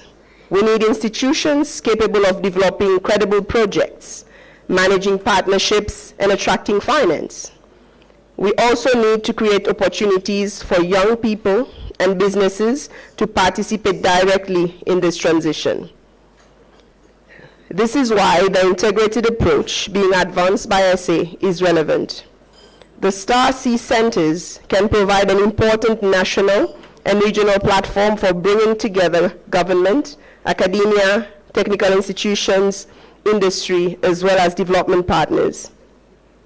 The Train the Trainers program is equally important because countries must progressively build and retain their own expertise. The Train the Coordinator program recognizes another practical reality, that technical capacity alone is not enough. These centers also need strong management, sound planning, sustainable financing, and effective partnerships if they are to remain useful over the long term. The proposed academic partnerships, Global Capability Center and ISA Academy, can further strengthen this ecosystem by providing countries with continued access to specialized knowledge, technical support, and professional development. For Seychelles and other small island states, regional cooperation is especially important. It is neither realistic nor efficient for every country to develop every specialized capability independently, but together certainly possible. We should be able to share expertise, develop regional centers of excellence, provide access to specialized training, and create stronger networks between our own universities, technical institutions, governments, and private sector. At the same time, regional and international support must strengthen national ownership. Capacity building should ultimately leave countries better able to make their own decisions, manage their own transitions, and retain institutional knowledge. There is also a major economic opportunity before us. ISA estimates that Africa's solar PV workforce could grow to between 2.5 and 4.2 million jobs by 2050. We should ensure that this growth translates into quality employment on our continent, with African technicians installing and maintaining systems, African professionals designing projects, African institutions developing expertise, and African businesses participating throughout the solar value chain. Africa should not be viewed simply as a recipient of technological knowledge. Africa should become producers, custodians, and sharers of knowledge. I therefore welcome the work being undertaken through STAR-STI and the wider Integrated Capacity Building Program. I also wish to congratulate Zimbabwe on the joint declaration for the establishment of its STAR-C at Chinua University of Technology. This is the type of institutional partnership that can help move capacity building from discussion in rooms like these into practical implementation. Our measures of success should not simply be the number of training programs delivered or platforms established. We should see stronger institutions, skilled professionals who remain active in the sector, better prepared projects, greater local participation, and ultimately faster deployment of affordable and reliable clean energy. As we continue to mobilize investment for Africa's energy transition, we must give equal attention to building the people and institutions that will sustain this investment. I look forward to those discussions and to the continued cooperation through the International Solar Alliance and having a well-rounded solarization of Africa. I thank you.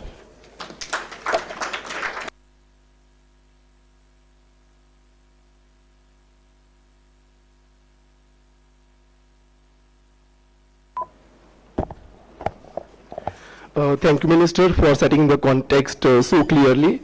Now we proceed with the joint declaration for the establishment of STAR-C at Chinua University of Technology, Republic of Zimbabwe. May I invite the signatories to kindly join us on the stage. Mr. Ashish Khanna, Director General, International Solar Alliance. Honorable Minister J.G. Moyo from Ministry of Energy and Power Development, Zimbabwe. Pro Vice Chancellor from Chinua University of Technology, Zimbabwe, and Dr. Ishan Purohit from International Solar Alliance, who is a STAR-C specialist.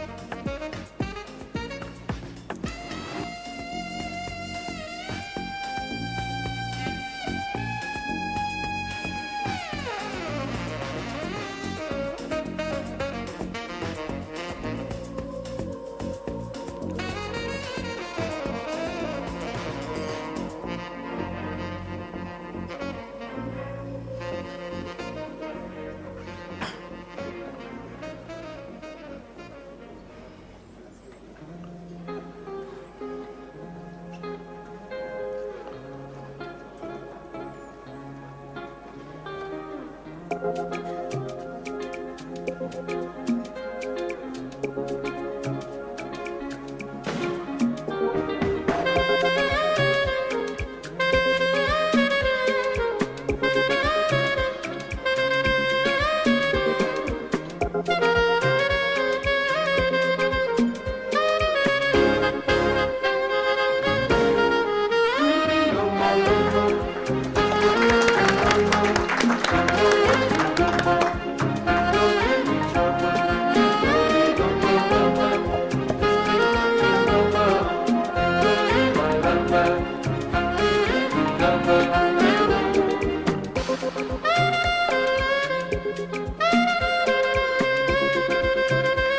you very much, signatories.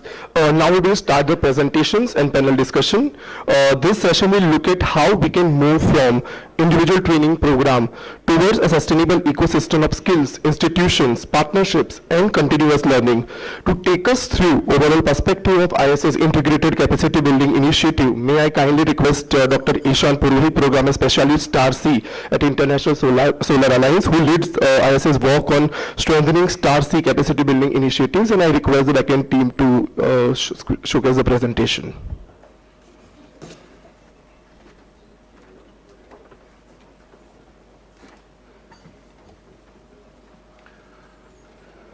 Excellencies, honorable dignitaries, respected audience, greetings from International Solar Alliance. Thanks, Jamin, for setting the context. I'm Dr. Ishan Purohit, and I am Program Specialist for Star C. And in next 10-12 minutes, I will be making you familiarized with overall integrated capacity building approach or initiatives of International Solar Alliance. So on integrated capacity building, I am taking a very high level approach, especially introducing those products which are implemented, and we can show you the results also. So first one is the Solar Technology Application and Resource Center, Star C, followed by, it's fine, thank you, our master's program for mid-career professionals, which is operational since 2019. Then our previous colleague has mentioned about the Global Capability Center, which is linked with the ISA Academy, which is totally on online platform. A recently launched Global Solar Professional Fellowship Program, and few new initiatives what we are taking on integrated capacity building. So I will start with the Star C. So this approach, you might be hearing this term since morning in all presentations. So Star C is a unique approach of ISA, because a lot of institutions, a lot of international organizations are working on capacity building, but this is a unique. We are going in any country with our own establishment. So we are not investing only on the softer side. So we are opening a Star Center, and we are taking full its ownership. And it is linked with the country's work plan for at least 5 years. So we do proper tech DD, technical due diligence, what type of capacity building is required in the country. And one more thing I just want to make very clear, we are not only looking at Star C only for technicians and operation and maintenance people.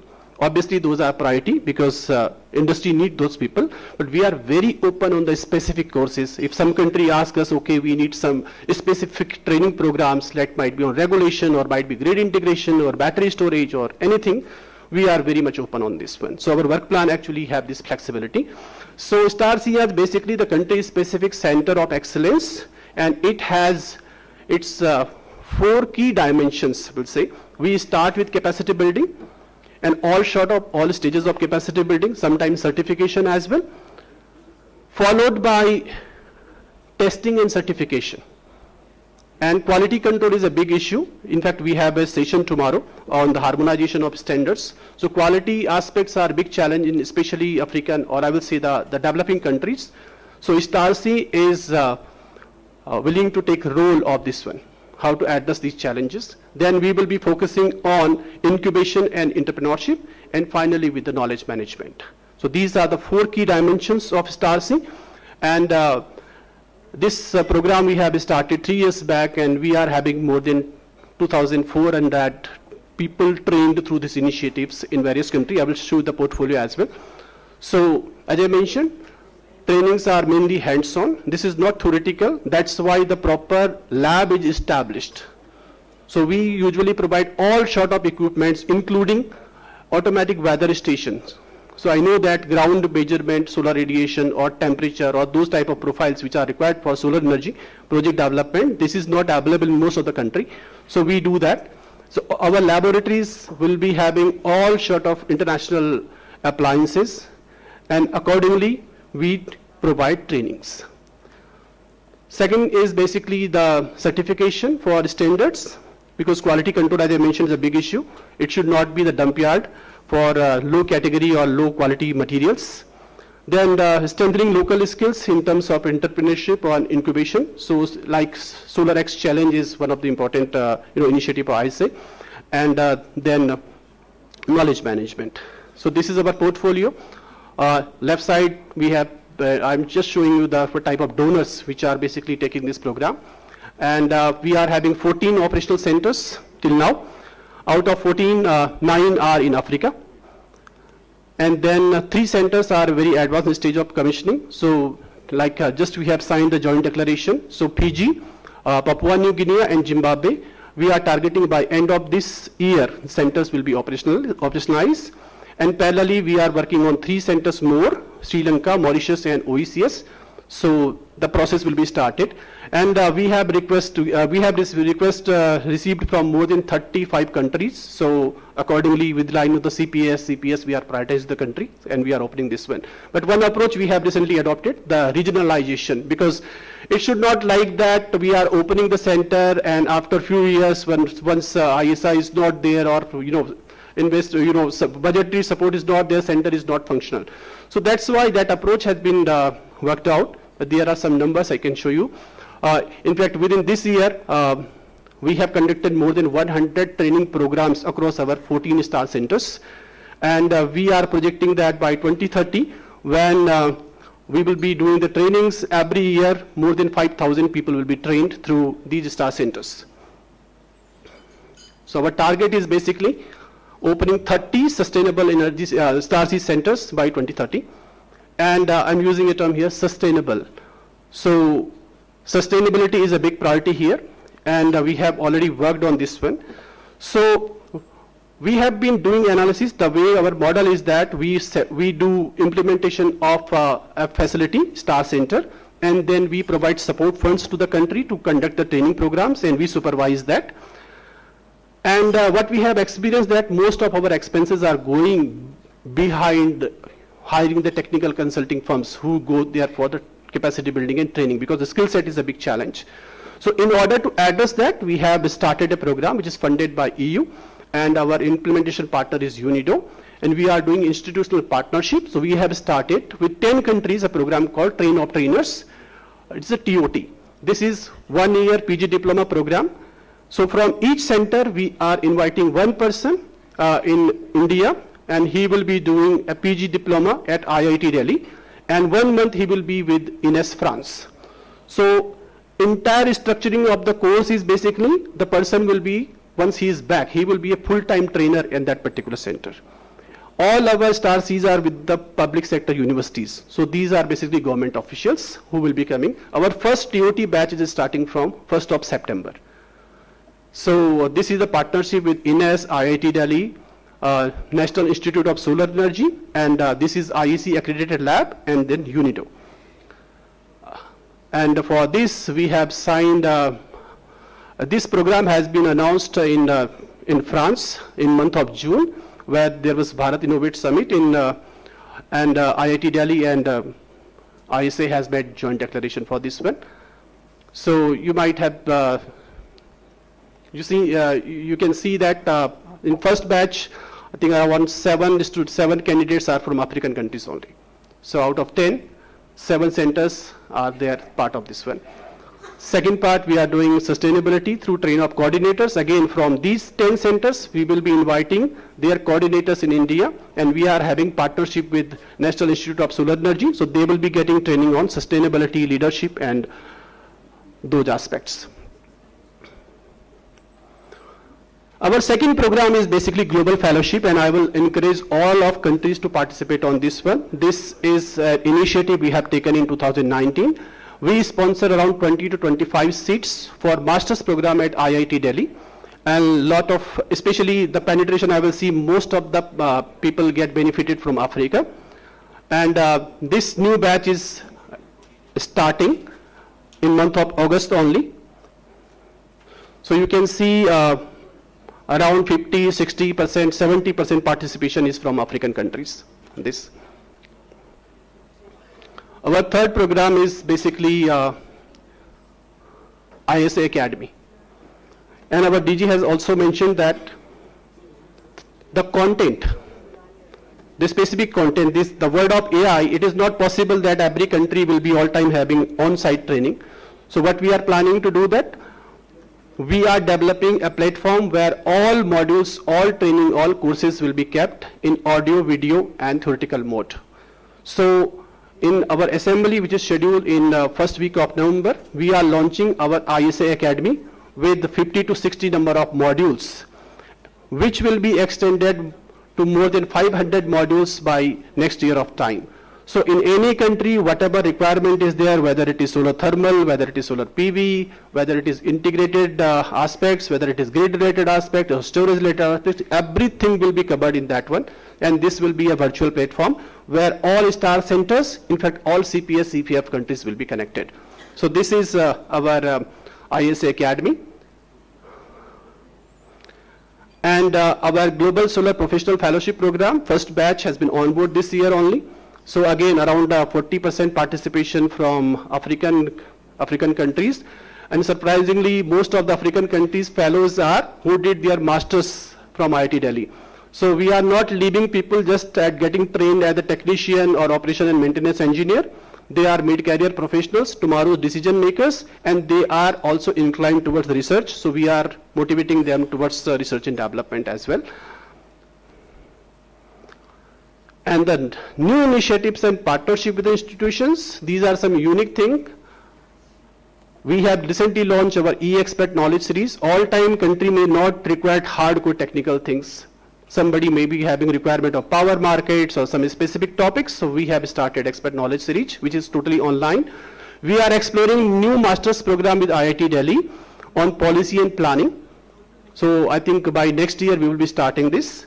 And a new doctoral program with IIT Delhi again on solar energy. So the people who are interested on research and development, academics, they can get benefited through this one. And we are exploring new partnership with the international institution like DTU Denmark on specialized trainings. So these are few things what we are doing. We do a lot of things in parallel also, especially on the capacity building side. But as far as integrated capacity building is concerned, these are our established products, what we have been doing. So especially in context of the master's program, what we are doing with IIT Delhi, as I mentioned, most of the beneficiaries are African countries, but the country which has not participated yet, in month of October, we will be coming with a notification for next year, and I will encourage you to participate and get benefited through this one, because all these products are 100% scholarship. So these are fully sponsored program. So thank you, and just some glimpse. Each star center is connected centrally, so we monitor them. All type of monitoring and evaluation is done. Bhutan, Ethiopia, Somalia, Ghana, Cameroon, and these are the outputs. So as I mentioned, we have conducted more than 100 trainings within this year only, and our footprints will increase accordingly. Thank you so much. Over to Jan.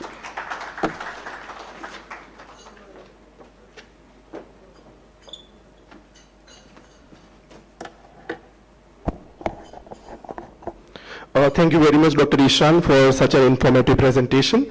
So now we clearly understood that Star Centers provide a platform to bring together governments, academia, technical institutions, industry and development partners to create sustainable ecosystems that support workforce development, innovation and accelerated solar deployment across African region. So today, rather than discussing capacity building only as a training component, now I would like to look at us through sustainability, partnerships, institutional ownership, and how knowledge ultimately translates into deployment. Let me welcome our distinguished panelists for the panel discussion, and I will be the moderator for this panel. May I invite Ms. Sibong Kingosi Mahalagu, Strategic Partnerships Officer at African Climate Foundations. She brings together partnership and development perspective.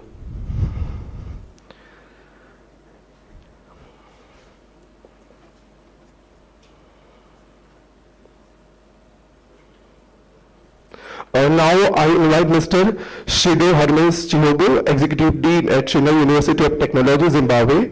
He brings academic and institutional perspective, particularly relevant to today's Zimbabwe's Tarsi commitment and joint declaration, what we did just now.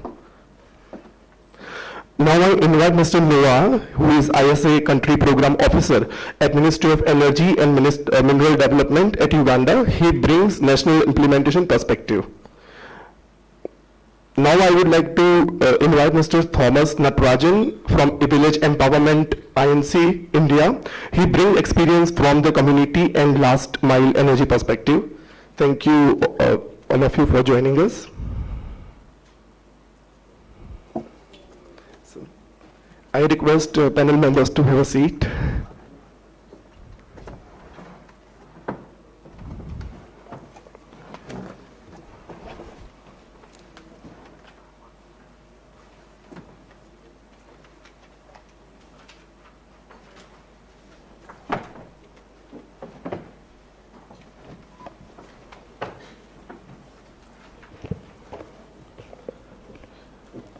So first of all, thank you very much, all the panel members. I would like to first ask a question related to strategic partnerships to Ms. Mahalangu from Africa Climate Foundation. ISA is working to connect governments, universities, technical institutions, industry and development partners.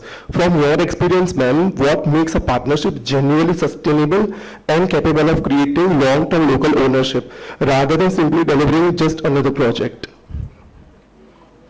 Thank you very much. I think maybe as an opening statement, I think the concept of the STATSI centers really speaks to how the African Climate Foundation seeks to do its work, which is to be a bridge builder, connecting institutions, connecting organizations, connecting governments, as well as the people on the ground. And to answer your question, I think the thing that cultivates sustainable... Ma'am, sorry to interrupt, I request if you can just take mic close to you so that everyone can hear you. Yeah. All right, am I audible now? Yeah. Okay. So I think the thing that supports or cultivates sustainable partnerships is really, I think, a trust-based approach to the partnerships and also enabling local ownership. Because without the local ownership, then it's not sustainable. So it's to go beyond the top-down approach and go down to the grassroots, to the organizations that deal directly with the people that the programs are meant for. Okay, great. Thank you very much. Due to time constraint, I will quickly move to the next member. Now, I would like to bring some universities and national institution perspective. May I request Mr. Shido Chihogo. Sir, universities can play much broader role than simply providing training. How can institutes such as Chennai University of Technology become long-term platforms for applied research, skills development, industry engagement, and knowledge exchange through ISS Tarsi model? Thank you very much. As a university that is hosting the STARSI, we intend to integrate the STARSI university academic and research ecosystem guided by our Education 5.0 model. This Education 5.0 model has got 5 pillars. So we have teaching, research, community engagement, innovation, and industrialization. So the STARSI is going to be used as a platform to train our learners on how to use these solar technologies. And furthermore, as an entrepreneurial university, the STARSI will create a nucleus for startups and spin-offs within the solar energy value chain, ultimately leading to industrialization. Then furthermore, specialized program will also be developed for mid-term career researchers for sustainability of the center. Thank you. Thank you very much, sir. I think you have raised very important points about innovations, community engagement, and midterm fellowship. I would quickly move to next panel member. Let me bring in some national perspective. My question is to Mr. Noah. For a STAR Center to become a sustainable national institution, it needs to respond to the country's own energy and skills priorities. From your Uganda's perspective and experience, what does national ownership actually require beyond establishing a center for conducting training program? Thank you very much. First of all, I would like to applaud ISA for the tremendous contribution they're doing towards building the capacity. I happen to be one of the beneficiaries of the MTech program at IIT Delhi. A round of applause to ISA for that. Straight away, I would delve into your question about sustainability. We understand that the critical role of the STAR Center is just not training, but also to handle other important aspects such as testing, knowledge management, product development, and the entire ecosystem. So sustainability in its form will simply build on strong ecosystem of partnerships with the government institutions, regulators, standards, and quality assurance bodies. Another area is to build the capacity of coordinators to ensure that they can now manage these STAR centers through the training of trainers that ISA is currently pursuing. Another important point there is viable operating models, that is the sustainable business models, because we understand that these centers are currently being supported by ISA for a given period of time. But the long-term thinking is what happens when ISA pulls out. So that's where we come in as the coordinators. For example, in Uganda, we are working on a sustainable business plan to ensure that the center will sustain itself after the initial support from ISA. So we are looking at things like testing, partnering with the standards body to ensure that we try as much as possible to complement the efforts that they are doing, but also looking at other aspects that are income generating, like project development, feasibility studies, areas where we think the center can support the country. Thank you. Thank you very much, Mr. Noah. My last question would be to Mr. Thomas. It's related to community and last mile delivery. We can build training institutions and develop very world-class and sophisticated curriculum, but ultimately capacity building has to translate into real solutions for communities. From your experience from Selco and village empowerment, what makes training genuinely useful at the community level, and how do we ensure that skills being developed translate into livelihoods, enterprises, and actual deployment? Yeah, thank you, Jaimin. I think even in my during the last session when I had spoken, I had basically mentioned that the transition to clean energy is not only just a technology challenge, but is also an institutional ecosystem and human capacity challenge. And I think that's where it is important for us to realize that unless clean energy can impact lives and can change local circumstances, the training or the capacity building is not going to be important. I think what is important in bridging the gap between training and the real world applications is to build the training around local needs, local capacity building, move from just technician training to stakeholder building. I saw in the ISA presentation that you had spoken about the different forms of training that you're looking at, but I think that's what is important for us to be able to move from just saying that okay, we are training people to saying that we are changing systems, we are increasing adoption. Okay, thank you very much, Mr. Thomas. Let me close our discussion with one final question to each of you. I would request one concise response from each of you. If we meet again 1 year from now, what is one outcome that would tell you that Africa's capacity building ecosystem is actually becoming stronger? I request you to just say one outcome in one sentence. Let's keep it short. We can start with Mr. Thomas in reverse order. Okay. That's actually a tough question to answer, but I would say that if I were to come back and say that there is at least some level of manufacturing capacity, some level of technological, improvement, some sort of development within Africa that can feed into Africa's needs, I think that would be a state where I would say that we have progressed forward. Okay, great. Ms. Mahalagu? I think from my end, it would be coherent policies and institutions that are capable of capturing the value that Africa has at the moment. Okay, great. Mr. Shido Shehodo? One of the outcomes,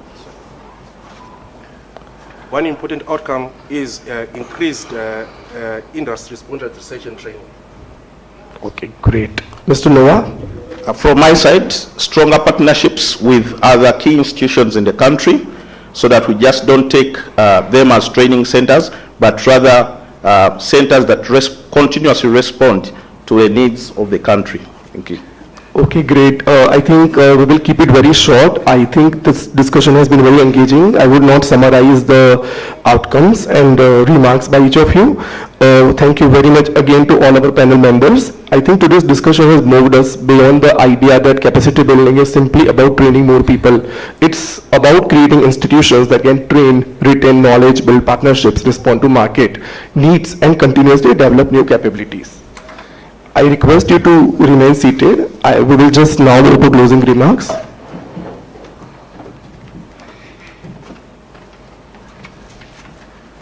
Now it's my pleasure to invite Honorable Mr. Jama Mohammad Hassan, Minister of Energy and Climate Change of Natural Resources, Republic of Djibouti, to deliver the closing remarks.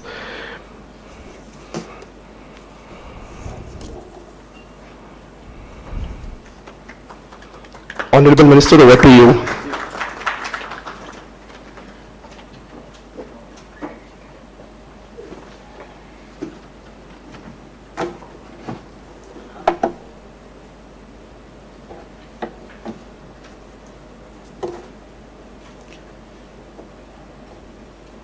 Excellency, honorable ministers, distinguished delegates, ladies and gentlemen.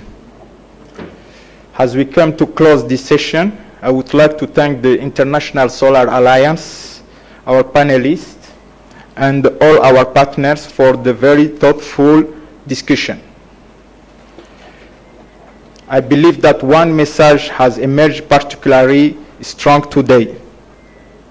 Africa's solar transition will depend not only on how much solar capacity we install, but on the capacity we build to sustain that transition.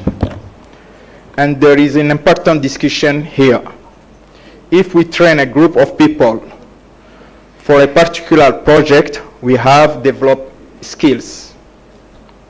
But if those trained professionals go on to train others, if our universities develop specialized programs, if institutions retain knowledge, if partnership create new expertise, and if that expertise is ultimately used to develop and implement better solar projects, then we have built something much more valuable. We have built institutional capacity. This is the shift we should aim for.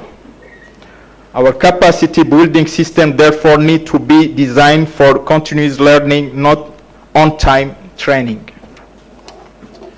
This is why I welcome the integrated approach being advanced through ISA's Star C centers, institutional partnership, global capacities center, and the ISE Academy. This creates an important opportunity. In other words, knowledge should not stop at the training room. It should move through the institutional and into the economy. This is particularly important for Africa because capacity building must contribute to real outcomes, better projects, strong enterprise, more employment opportunities, improve quality and standard, and create access to clean and reliable energy.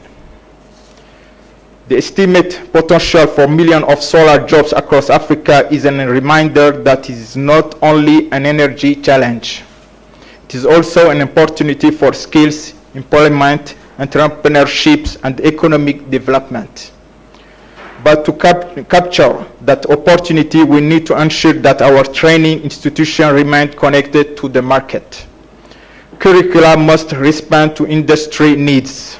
Training must lead relevant skills.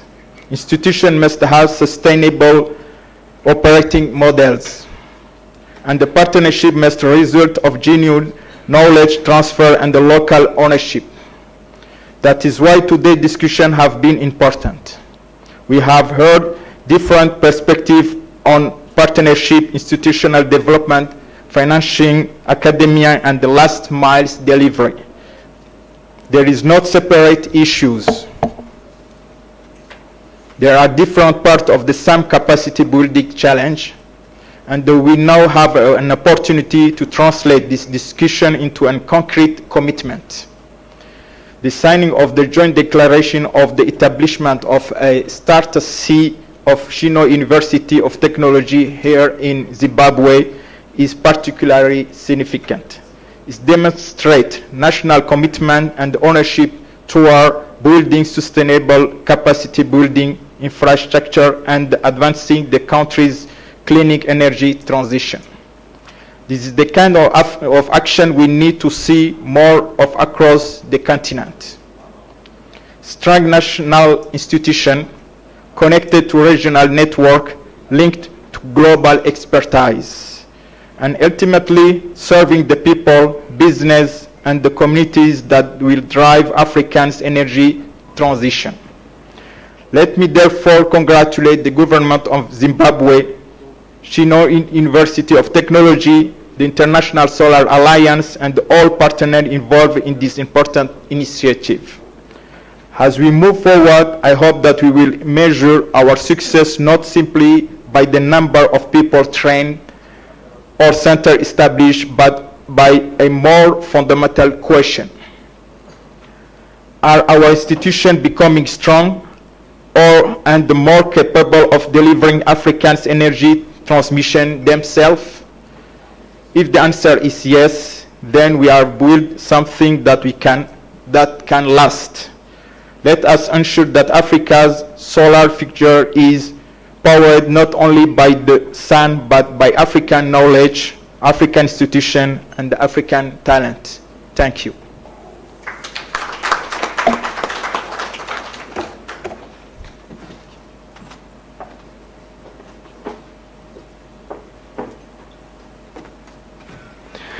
Thank you very much, Honorable Minister. Excellencies, Honorable Ministers, distinguished delegates and colleagues, today's discussion have reinforced one simple message.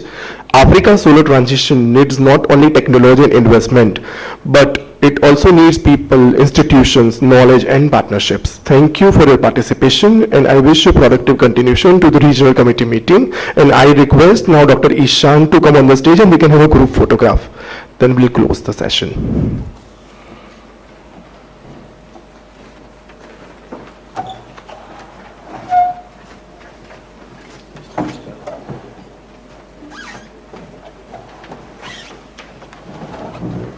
I also request Honorable Minister Jama Hussain.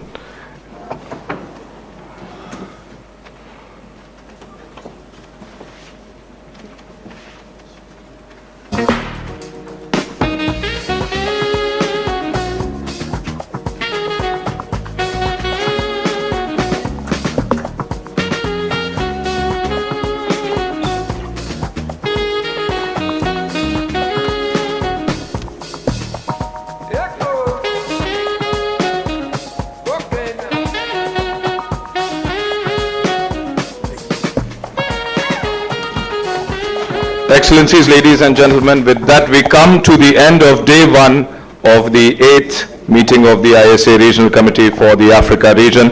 Thank you so much, and you all deserve a big round of applause for being such a wonderful group of delegates. Before we proceed to the evening's agenda, we request all of you to also take time out to visit the exhibition tomorrow. Tomorrow's agenda, we will begin at 09:30 in this very hall. We'll also have some parallel sessions in the Gwai room right next doors.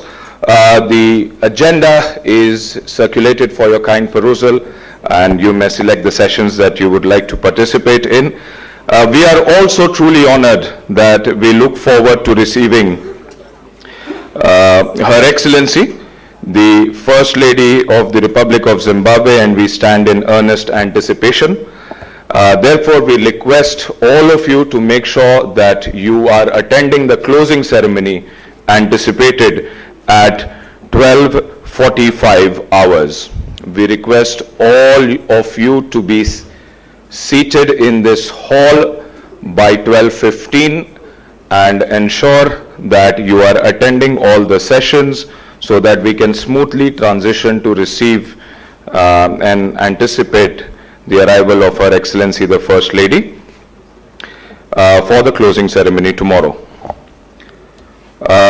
We also request that delegations may kindly indicate their interest for a site visit. Ministers, we are making separate arrangements for your site visit. However, all other delegates who would wish to go to Victoria Falls for the site visit, for your kind convenience, we will have a small desk put out of the Kalala room where you could register your interest for the site visit tomorrow, and we will make suitable arrangements for that. With that, thank you so much, and we shall all now proceed for dinner. We thank the Republic of Zimbabwe once again for hosting us, and they continue over dinner as well this evening. We have made suitable arrangements. We request all colleagues to join us at the foyer. We have made arrangements for your transport. Thank you so much, and looking forward to having you all over dinner.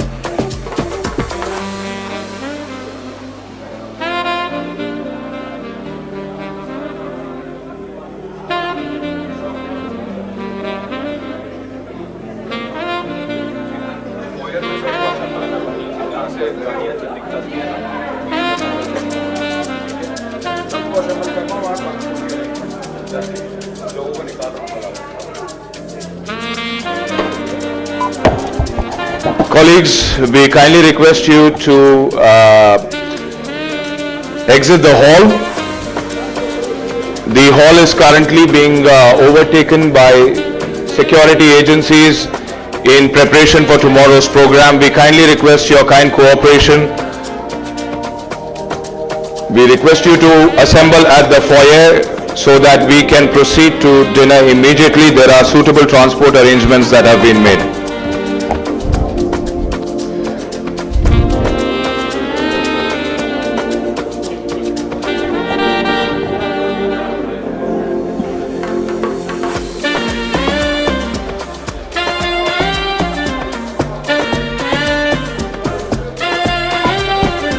Colleagues, we request your kind cooperation to please exit this hall. Madam, no more. How are you, sir? Come along.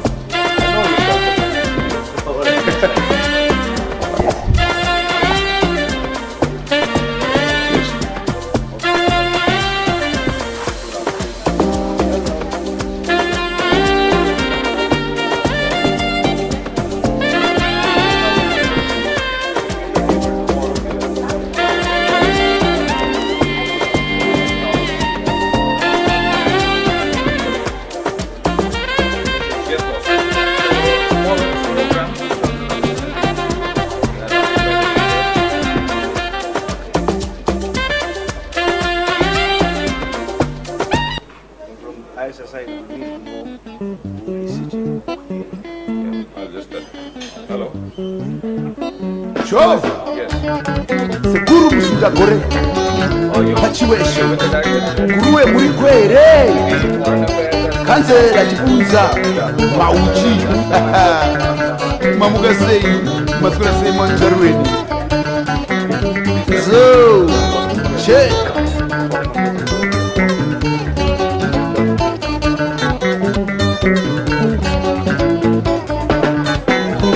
Recording stopped.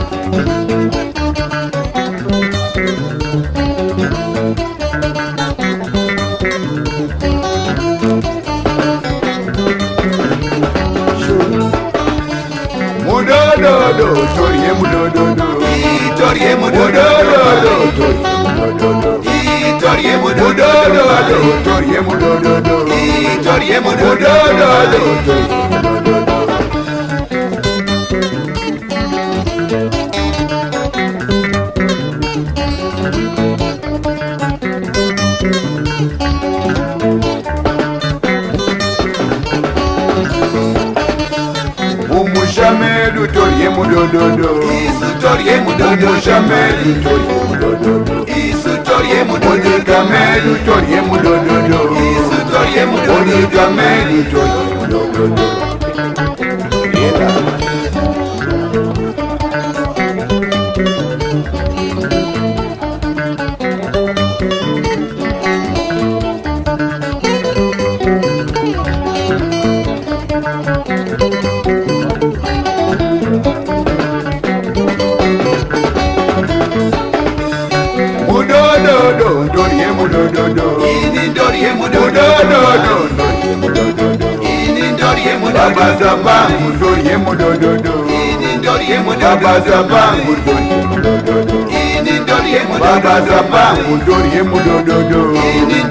Baba